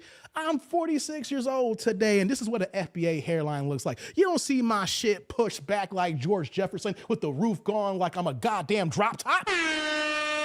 Nah, you don't see the jankiness and the peppercorns in my hair. You don't see the beady beads and everything like that. So if my barber try to put clippers, he will break his clippers with the beady beads and the buckshots and the peppercorns. Nah. I'm gonna say here, this is the pretending inside of me. So you got no Indian in your family. Yo, you should see my people from Hazelhurst, Mississippi, yo. This is the Indian side here. But we see you. We know how you look. We know you not us. We can see your hairline. We can hear your accent. Guys, these people think that when they live here for so long, that their accent's gone. We can hear you talk. What do you mean I'm not? Dude, I hear your accent. Dude got a hard ass. I talked to dude, got a hard ass accent. How you know? I was like, dude, wait, you ain't fooling nobody. You're not fooling nobody. You're going to take on the tongue and language of your mother or your parents. Hell, I was born and raised in the suburbs of Chicago. And at the older I get now, you can ask my people. I'm talking, when I'm not on YouTube, I'm talking more country and country every day. You know why? Because I was raised around my dad who's from Kentucky. So he had always these goddamn crazy country sayings now. And now the older I get, I'm repeating the same country sayings now. And if I don't look out, I'm actually got a little bit of accent with my dad's twang into it right now. Because you take on the tongue of your parental figures who raised you. No. Out of the way. Nah. T. Orlando, tell Dave he looks like the black guy from Miami Vice. What? How I look like the black guy from Miami Vice? I ain't got no curl, Derek. You're trying to make me laugh, Derek. That's the way you can make me laugh, Derek. I look like they're from Miami Vice, but I got this long. You see how long? Hey, God, no two twists. You see how long my hair comes down here? Man, what's his name? Was it Tubbs? He had a curl. It was a hard curl, too. It looked wet, but it was dry. What you talking about, man? Same, I felt that with the country accent. You know what I'm talking about, Chelsea. Yeah. Derek, you stupid, man. I ain't gonna front. I didn't miss your janky ways, Derek. You know, if you can keep it under control. I do miss your janky ways. But guys, let me just recap this here. They know the gig is up. The gig is up. Remember when the woke, when they talk about woke, that was started by us. That's started by FBAs and black Americans. Then the white liberals hijacked it, and then they made it a bad thing, But when we originally came out with woke, we're saying we're waking up. That was the beginning stages of where we're at today when we started seeing things going on and we were no longer going for the banana in the tailpipe. But somehow the white liberals co-opted and took it, and then next, the woke came in and you see these woke folks acting a certain type of way. So we stopped using woke anymore. It's like, all right, we see what happened, woke, all right. You see these liberals here, they doing what they doing here. And I want to end on this here, guys. FBA is not a cult. We're a lineage of 43 million people. Anybody who says that is somebody who is a paid shill, or if they're an insecure immigrant African from the Caribbean who is upset that they can no longer tether on to us instead of embracing what is their own birthright in their own community. They want to be us so bad, so when we're saying, no, you can't be us, they're going openly denigrating and attacking us. And here's one thing I've been seeing up until this last week, guys. I got threats from people. It's like, I'm going to kill you because I'm not African. These guys over here are acting the same way with their tribal beasts back home with their 54 countries here. How many goddamn tribes are in Nigeria right now? Too many to goddamn count. And you know why so many tribes? Because they're so damn tribal and they're so damn split up, they can't even come together them damn selves. So if you got all them damn tribes in Nigeria, how the hell you gonna come to us in America and say we need to be together, nigga? We all one. And you can't be together in Nigeria with all y'all goddamn tribes. The oxymoron in that. You want us to come together with you when you can't even come together with yourselves here. So let's just say, for instance, that us FBA say, we're going to rock with the Nigerians. We're going to rock with Ghanaians. We're going to rock with everybody in these other countries in Africa, right? And then we come together, but when we go to y'all are splintered and fractured. It's a done deal because it never works. How can we rock with you? You ain't even rock with your own selves. How can we rock with you when you don't rock with your own selves? And it doesn't work. So we're saying like, no. It's over. We're doing our own thing. Fight your own damn battles. We're going to sit this out. We're going to be line dancing.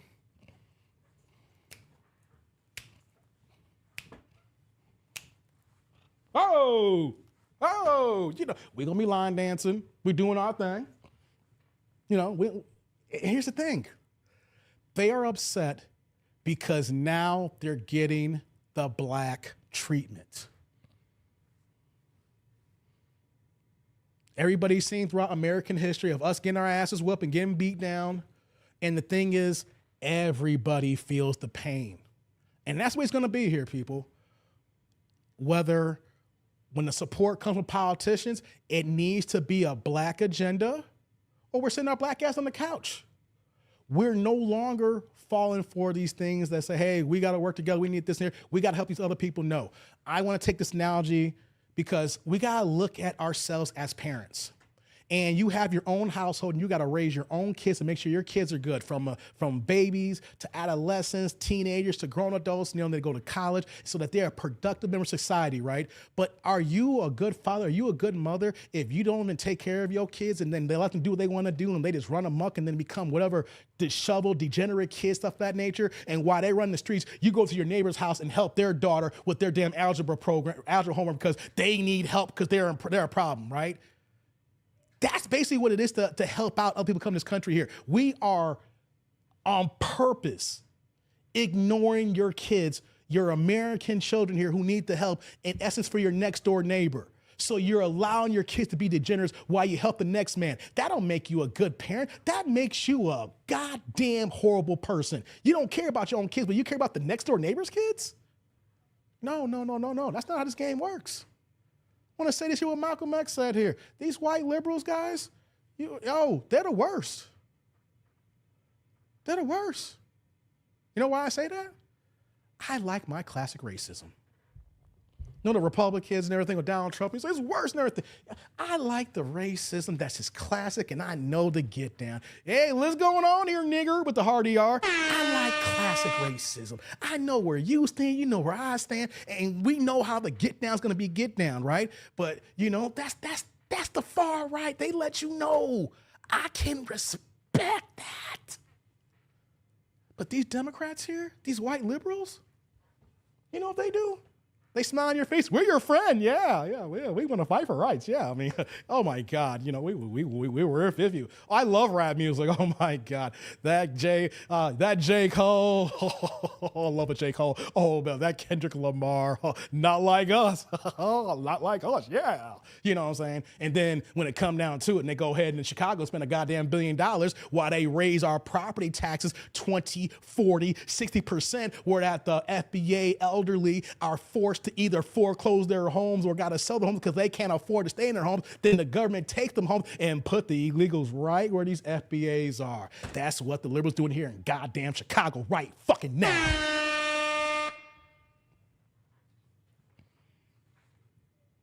So if you Democrat talking about Republicans don't like you, you don't like us either. We're not stupid. We don't fall for the blue no matter who. We're not falling for the blue no matter who. No. Oh, these Republicans are racist. So are you.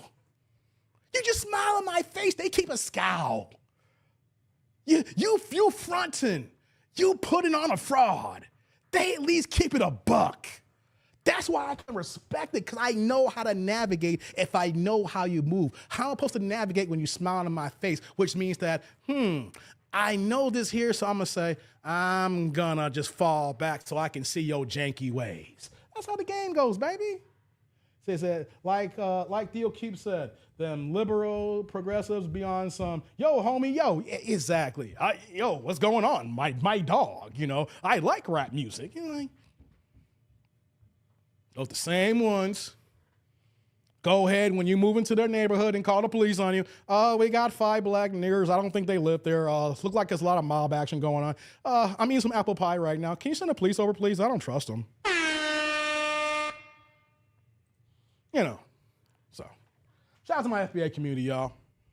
We got to stay strong. We got to stay vigilant. We got to stay strong. We got to stay vigilant and keep going. We got it going here. Well, we got to keep going. And it's not helping others who would dare not help us. The days of saying, we got to help our brother. Oh, no. We got to help our damn selves.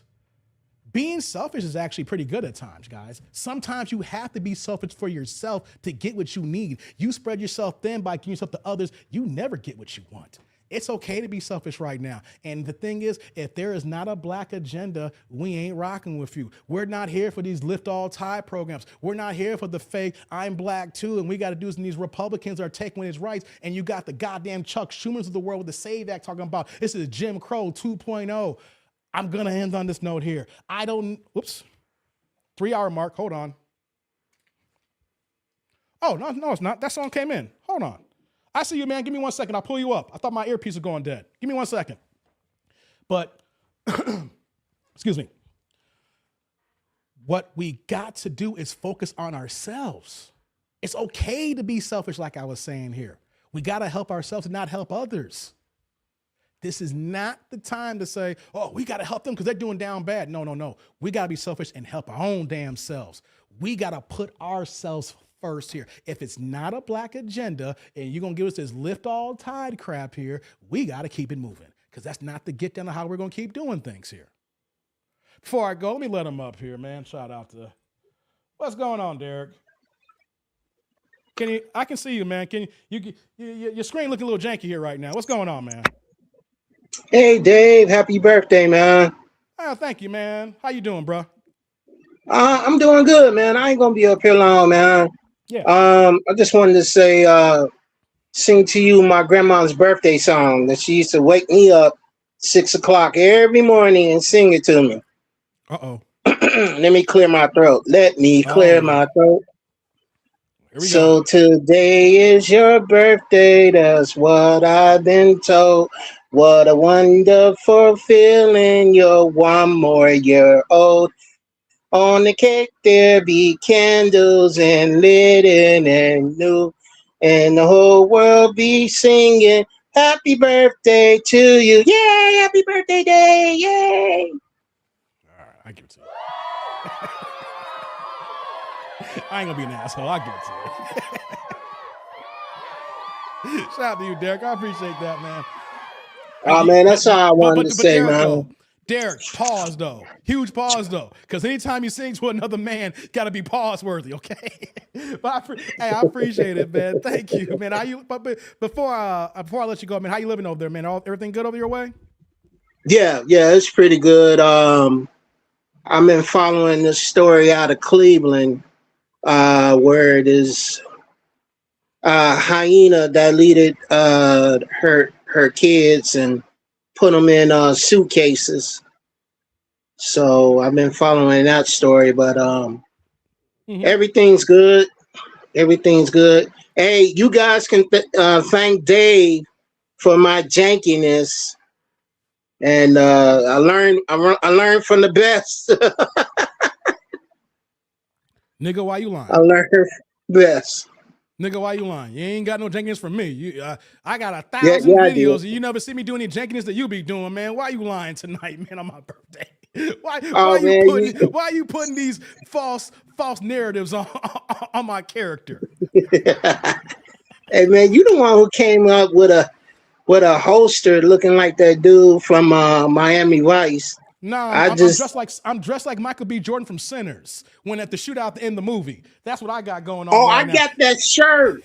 I got that shirt to say, when they was in that barn, and he was like, "Oh, you clan, y'all clan."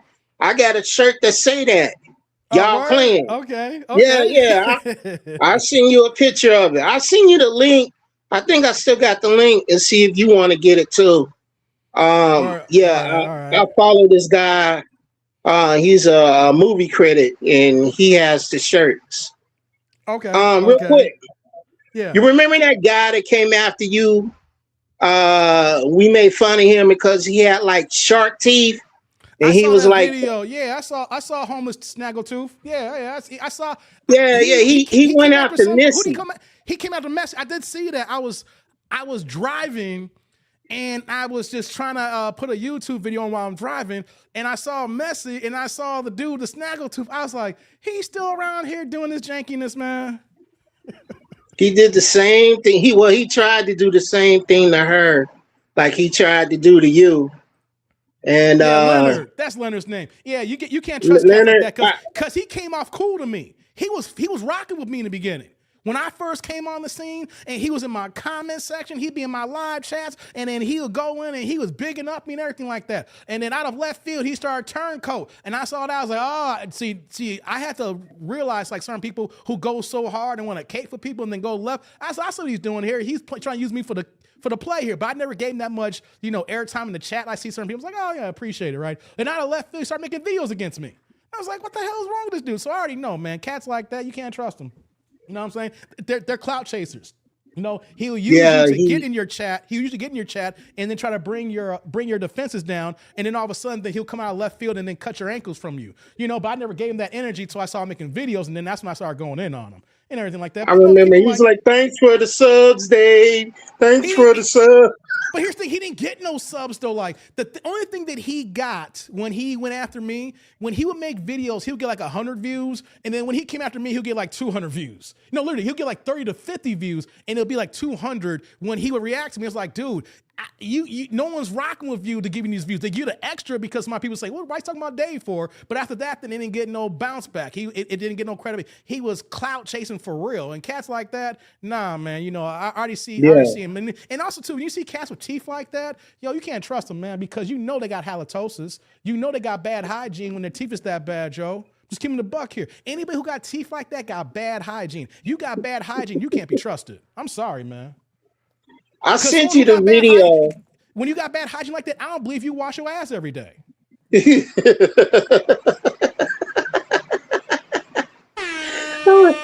I sent you, dude. I sent you the video. Hey, Derek, you remember he claimed to have this nice ass house? My house is so big, I got 2 furnaces. I'm like, yeah, okay, you got 2 furnaces. Okay, that means you got your house maybe 2,500 square feet at least. You know what I mean? You know, but it's like he over here talking all this stuff, and I see them teeth, and I see all that tartar. Like he needed more than tartar control crest. How stuff that the plaque was just building up, and then you see the mounds and mounds, and then he had missing teeth, so you had 1 tooth here, and then like 2 miles later was the next tooth and things of that nature with the tooth assist and everything like that. And then you see the tartar crust build up, and then he's trying to. And the thing is, cats like that want to smile all the goddamn time. Why are you smiling when your mouthpiece is looking hideous like who shot motherfucking John? You know what I'm saying? So so cats like that, they got low we roasted that guy that day. Yeah. He didn't come back in the chat. He got roasted hard. I made thumbnails with him. And here's the thing. He couldn't do nothing when the whole chat was roasting when I was on the same time. So it was like literally 100-on-1. And he picked the wrong battle because he wouldn't come into the chats doing that. So cats like that, I learned the hard way. Well, not the hard way, but I learned early in the YouTube game. Like, look out for people who go that hard the way it is and then just turn cold like that because they got their channel. They use that to try to build their subs up. But people recognize you can't build the audience by tearing down other people and you don't even got nothing to give the people. Yes, sir. Well, Dave, man, I'm gonna get out for here, man. I'm glad you back. I'll be talking about your hair and your appreciate you coming blue through, magic and your juice box. Where your juice box, Dave? I only use blue magic for my sides, okay? When you see like this, the blue magic only goes in the sides, okay? I still use blue magic, guys. The blue and the green ones, okay? Even though it's green, the blue magic come in the green tub too, right? Green and blue. I use that for my sides, and I use that for the gray beard now. My locks are different products though. My locks, I can't use blue magic on the locks because it makes my hair too soft, and then the new growth won't lock up because my hair is already soft anyway. Because I don't got nappy hair. You can't have soft hair, man. You can't have soft hair. Want to say that you got nappy hair, you know? Tells like you got nappy hair, nigga. No, I ain't got no damn nappy hair. Well, man, I love you, man. I'm glad you back. I appreciate you too, Derek. I clown you, man. I see you in the streets, man. I see you in the streets. Appreciate all right, you, Derek, man. Stay up. Yes, sir. Yeah, that's Derek. I give Derek. But here's the thing. We're closing out now. We've been here for 3 hours now. I gotta go get me some birthday cake. You know what I'm saying? But here's the thing with Derek. When we talk about FBAs and whatnot, here's the situation here. If we clown you, that means how much we like you and we rock with you. That's how FBAs are. As when we were kids and we were young, and when we roasted and we had our sessions in the dozens, we only did that to the people that we rock with the most, right? See, other groups, other Africans, they get mad and frustrated when we Jones and we rib and we play the dozens. What is wrong with you, nigga? Why are you making fun of me? Why are you hating me? Why are you beating me up? No, this is what we do. You know, my cousin will call me up. When my cousin calls me up, the first thing I do to answer the phone, I be like, "What's up, nigga?" And then I just start roasting his ass. Like, man, I just go to roasting. That's what we do. If I can't roast you, it means I don't like you. And that's something that we've done with each other. I forgot who was saying that. Tariq was saying this, but also other people have been saying this too as well. This is how we built ourselves to be strong. If you could take a roast session with your friends, you could handle anything else when you're in the outside world, because we came for the kill and we came for the jokes, right? And then when it was all said and done, we kept it moving. We kicked it. We went to holla at girls. We went to the club. We went to the bar, got our drinks where you get your smoke on. We played video games, whatever the case may be. And even when we're doing these things, we get right back to the roasting. Look at this square ass dude here. What kind of drink you drinking, fool? We do that to people we like, who we rock with, who we love, right? If I can't Jones you, then that means that we can't kick it. Other groups can't even get that straight. They don't understand that. And that what makes us different. That makes us a special group of people. That's what makes us strong. That's what makes us hold up when times are rough. When our closest ones can destroy us, and then we can come back and laugh at it. So when we go back out, when we go outside to the real world, and when the world try to denigrate us, we've taken the worst from our peoples. And so we know how to handle that when we're in the game of action here. You know what I mean? I got another super here. Shout out to my man Jay here with another $2 holla, pushing the blue plate here, saying Tommy Samora got at Leonard years ago. Oh, for real? I didn't know that. Thank you, Jay, for the $2 holla. Salud, thank you for the holla. I appreciate you. Thank you. And right back at you with the holla. I will say this, though. I don't even give a damn. Where's it at? I don't give a damn. Tommy Sotomayor. Him. I don't care. He's a clown. He ain't FBA. He's one of the main proponents over years talking about black women and black people this and black people that. This food ain't even goddamn FBA. So you know what though? This is what I say to cats like that. Him. I see him on Twitter right now or X, and he making comments about black women and try to put that. That's what I was talking about earlier. Cats like him, Jay, who try to put everything under flat bladders under the boat here. Right? Nah. That's why he ain't popping no more, and he won't be popping ever again. Okay? He had his run, and he messed up now, and he ain't never coming back. So sayonara to his janky ass. All right? He gonna pop up now and then, but he's a non-factor. Okay? Nah, so Leonard's just making his rounds, getting roasted by everybody. He getting roasted by tethers. He getting roasted by janky people. That's what happens when you're a goddamn snaggletooth, halitosis breath, looking like, you've been chewing on rocks and lead and stuff like that for the rest of your goddamn life, okay? Like a Loch Ness fucking monster. You get roasted by everybody. You know what I mean? Derek, you brought back memories, Pitball. Derek versus Big Man. That was a great roast battle. Oh, I missed that. Project says facts, Dave. Hey, you know we talking about Project Leroy. You know the game, baby. Yeah. Chewing on bushmeat, man. He over here, man. I wouldn't be surprised if Leonard is over there eating Monkey McNuggets. I wouldn't be surprised if Leonard eats Monkey McNuggets. He's eating bamboo steaks. He's over here, he's eating cheetah broccoli. You know what I mean? He over here eating raccoon macaroni and cheese and everything like that. Because you can see the way he got that southern mouth, the way it is like that. I wouldn't be surprised if he's already eating monkey barbecue ribs, you know what I'm saying, with the extra glaze, with the extra hairy bush meat on there. You know what I'm saying? Rhinoceros tip. The T-bone tips. All right. That's the get down. Exactly. Lemon pepper hyena. Exactly, man. Extra lemon pepper. You know what I'm saying? That's what we talk. Cats like that, that's what they eating over there. Not just the tethers, the snaggletooth motherfuckers. Okay? Over there getting down and dirty and down. All right. Acting like Dirty D from Pootie Tang and everything, because God damn it, he's dirty.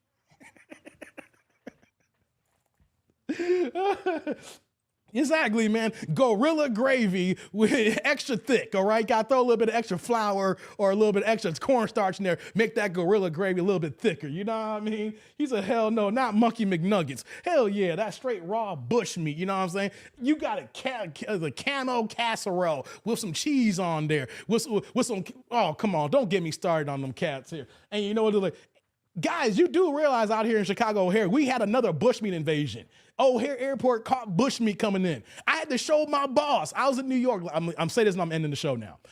when I was the last time I was in New York a few weeks ago, I had to show my boss the bushmeat that got the O'Hare. He didn't believe me. He's like, "There's bushmeat, David O'Hare?" I said, "Yes, Hareem. We got bushmeat at O'Hare Airport." He's like, "Nah, Google it right now." And then next you know, you saw this chart-looking bat who had teeth bigger than me. And all the teeth were straight white, and the dude was charred that I don't know. If it was a crow, if it was a monkey mixed with a crow. I don't know what the hell that thing was. But it was at O'Hare Airport, and they got caught bringing that stuff in the country. That's why we delineate right now, because we don't eat that damn shit there. I saw that, I was like, yo, I wanted to throw up right then and there. We don't eat the bushmeat, okay? No.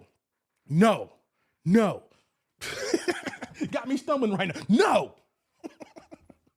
They keep sending the bushmeat at O'Hare. Yes, guys, I want y'all, if you guys get a chance, Google bushmeat at O'Hare Airport, because I live 30 minutes from O'Hare Airport. It's nothing but bushmeat that they try to get through there, because O'Hare now is actually the busiest airport in America right now. To Orlando, I know they say your airport was. They just reported today that O'Hare is the busiest airport for the last 2 years, okay? And that's why they do that. They try to push the bushmeat to Chicago. Man. Got you cracking up here. It said the dogs wouldn't go near it. Man, the dogs know better. The dogs know bushmeat. It's like, bushmeat. The dogs know better. Bushmeat. Nah, man, that's why we ain't the same, man. We don't eat bushmeat. And then try to say, you guys eat raccoons and rabbits and stuff like that. Man, y'all eat rhinoceros burgers. You know what I'm saying? And you use the blood for ketchup. What are we talking about here, man?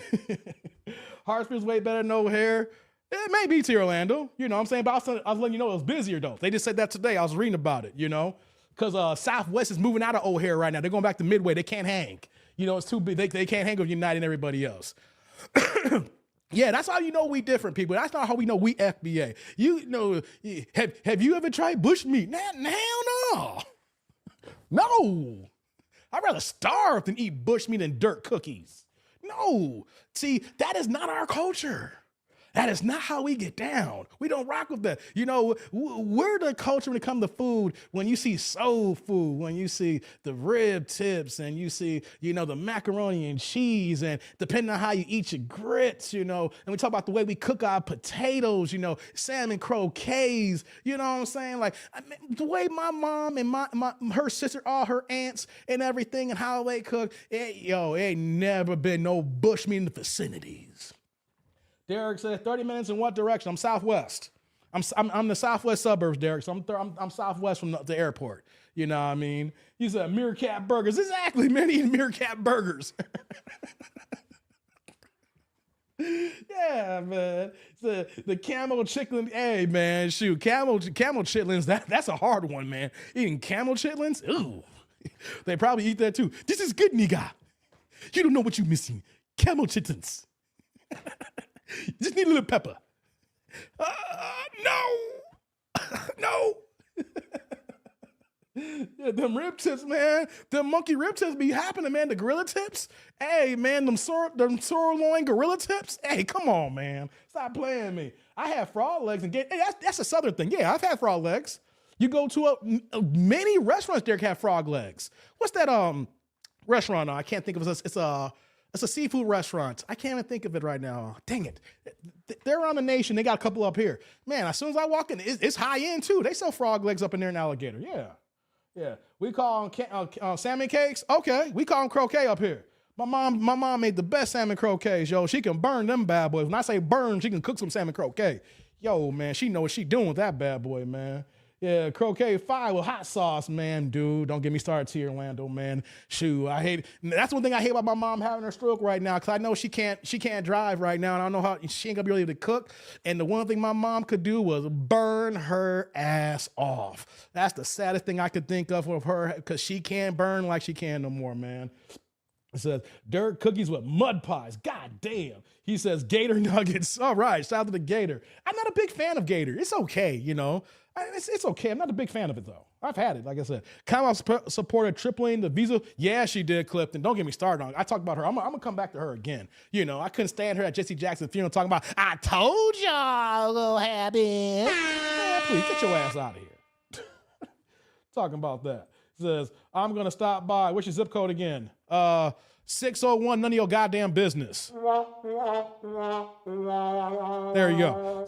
They use a lot of Frank's Red Hot sauce because they put that ish on everything. Frank's is fire though, but you can't put it. Yeah, there you go. Papado. Thank you, George. Yeah, I'm doing a show. I had a brain fart. Papado. Yeah, there's a Papado about like 20 minutes away from me. Yeah, man, they sell frog legs all the time there, man. They shoot very expensive over there too. They ain't playing that Papado. You know? Yeah, they good though. Yeah, thank you, George. Appreciate that, man. Appreciate that. Hey guys, I'm gonna get out of here. Thank you for the 3 hours. Not bad 3 hours, man. For the first time. Here's what I need you guys to do, guys. I need you guys to comment, like, subscribe, click on the bell notification below. Appreciate everybody coming through on the first live back in literally 3 months, guys. You know what I'm saying? It's been what? The last live I did, and I dropped that content, was in December. But check it out, guys. Like I said, the renovations is done in the house here now. I no longer have a destitute crib with, places, chairs everywhere and dust and everything like that. So I got the studio hooked up, and T Orlando clowning me every day. Like, this nigga ain't never gonna stream no more. This nigga scared to come online. Well, that's over now, okay? So, we said, hey, Dave, you said, can you cover tenderism? Oh, yeah, I'll talk about, hey, you know what, though? Yeah, I'll talk about tenderism, man. I saw his interview the other day, too, man. That's a good story. I mean, I missed out on the core of that, but I'll talk about that again, man. That's a good story. You know what I mean? Yeah, that's why, what's this, Destination Smokehouse? They empty as hell, man. Ain't no one going to that spot, man. Yes, I might talk about that, man. Thank you, Chelsea. I appreciate that. Yeah, I'm gonna go hang out with my daughter. I think she made me a cake. My little 8-year-old daughter, Zoe, she made me a little cake. She was all geeked up and everything. So I want to go upstairs and see the kind of cake she made, and see what she did for daddy, and kind of go there. Sounds good. Enjoy your birthday. Yeah, man. Shoot. I think Jason Black come on tonight. So here's what I'm gonna let you know, guys. Like, as I come back here, I'm probably gonna keep this same time schedule because as I try to get back into the algorithm, I'm not gonna fight the big dogs, okay? Especially on like a Friday night. Like Jason Black's gonna come. Is Jason Black coming on right now? If he's not already on, I can't compete with Jason Black on the weekends, okay? I can't compete with the Tariq Nasheeds of the world. So while I get back in the algorithm, I'm gonna come on early. That way that y'all can go ahead and rock with the big dogs. I ain't competing with them until I can get that big again. But you know what I mean? But we gonna get out of here, guys. I think y'all to comment, like, subscribe, and click on the bell notification, and show your love. Shout out to the replay gang who's gonna be watching this. You say, I know I'm getting comments saying, damn, Dave dropped a live. I didn't see the notification. So shout out to y'all, shout out to everybody in the chat here right now. I see Derek, I see Chelsea, I see my man Project Leroy, T Orlando, Pinballs in the game here. My girl Sheila in the house. I see you all the time, girl. Shout out to you, girl. Who else was in the chat here, man? Jay was keeping me going here, man. Shout out to Pooh Man, the greatest mind in the game. Shout out to you. Shout out to my man JD in the building. Divine Photos pulled through. Shout out to y'all, man. Who else came through, man? I'm trying to see, man. I'm just scrolling up to the chat here. MOP was in the building. Shout out to MOP. Shout out to you, man. Thomas was in the building. Ty Pro was in the building. I know I'm gonna miss some people here, man. I'm just showing love to everybody who's in the chat. 'Cause I've been gone for a long time and everything like that. So turn your notifications on, guys. If you didn't get the notification, turn it off and turn it back on, or unsubscribe, subscribe, turn notifications back on, and then rock out with me. So depending on how it goes, the next time I do a live, you will see it posted early, so it won't be no last minute thing here. So on that note, guys, we're gonna rock out. Enjoy the rest of y'all Friday night. On that note, deuces, people.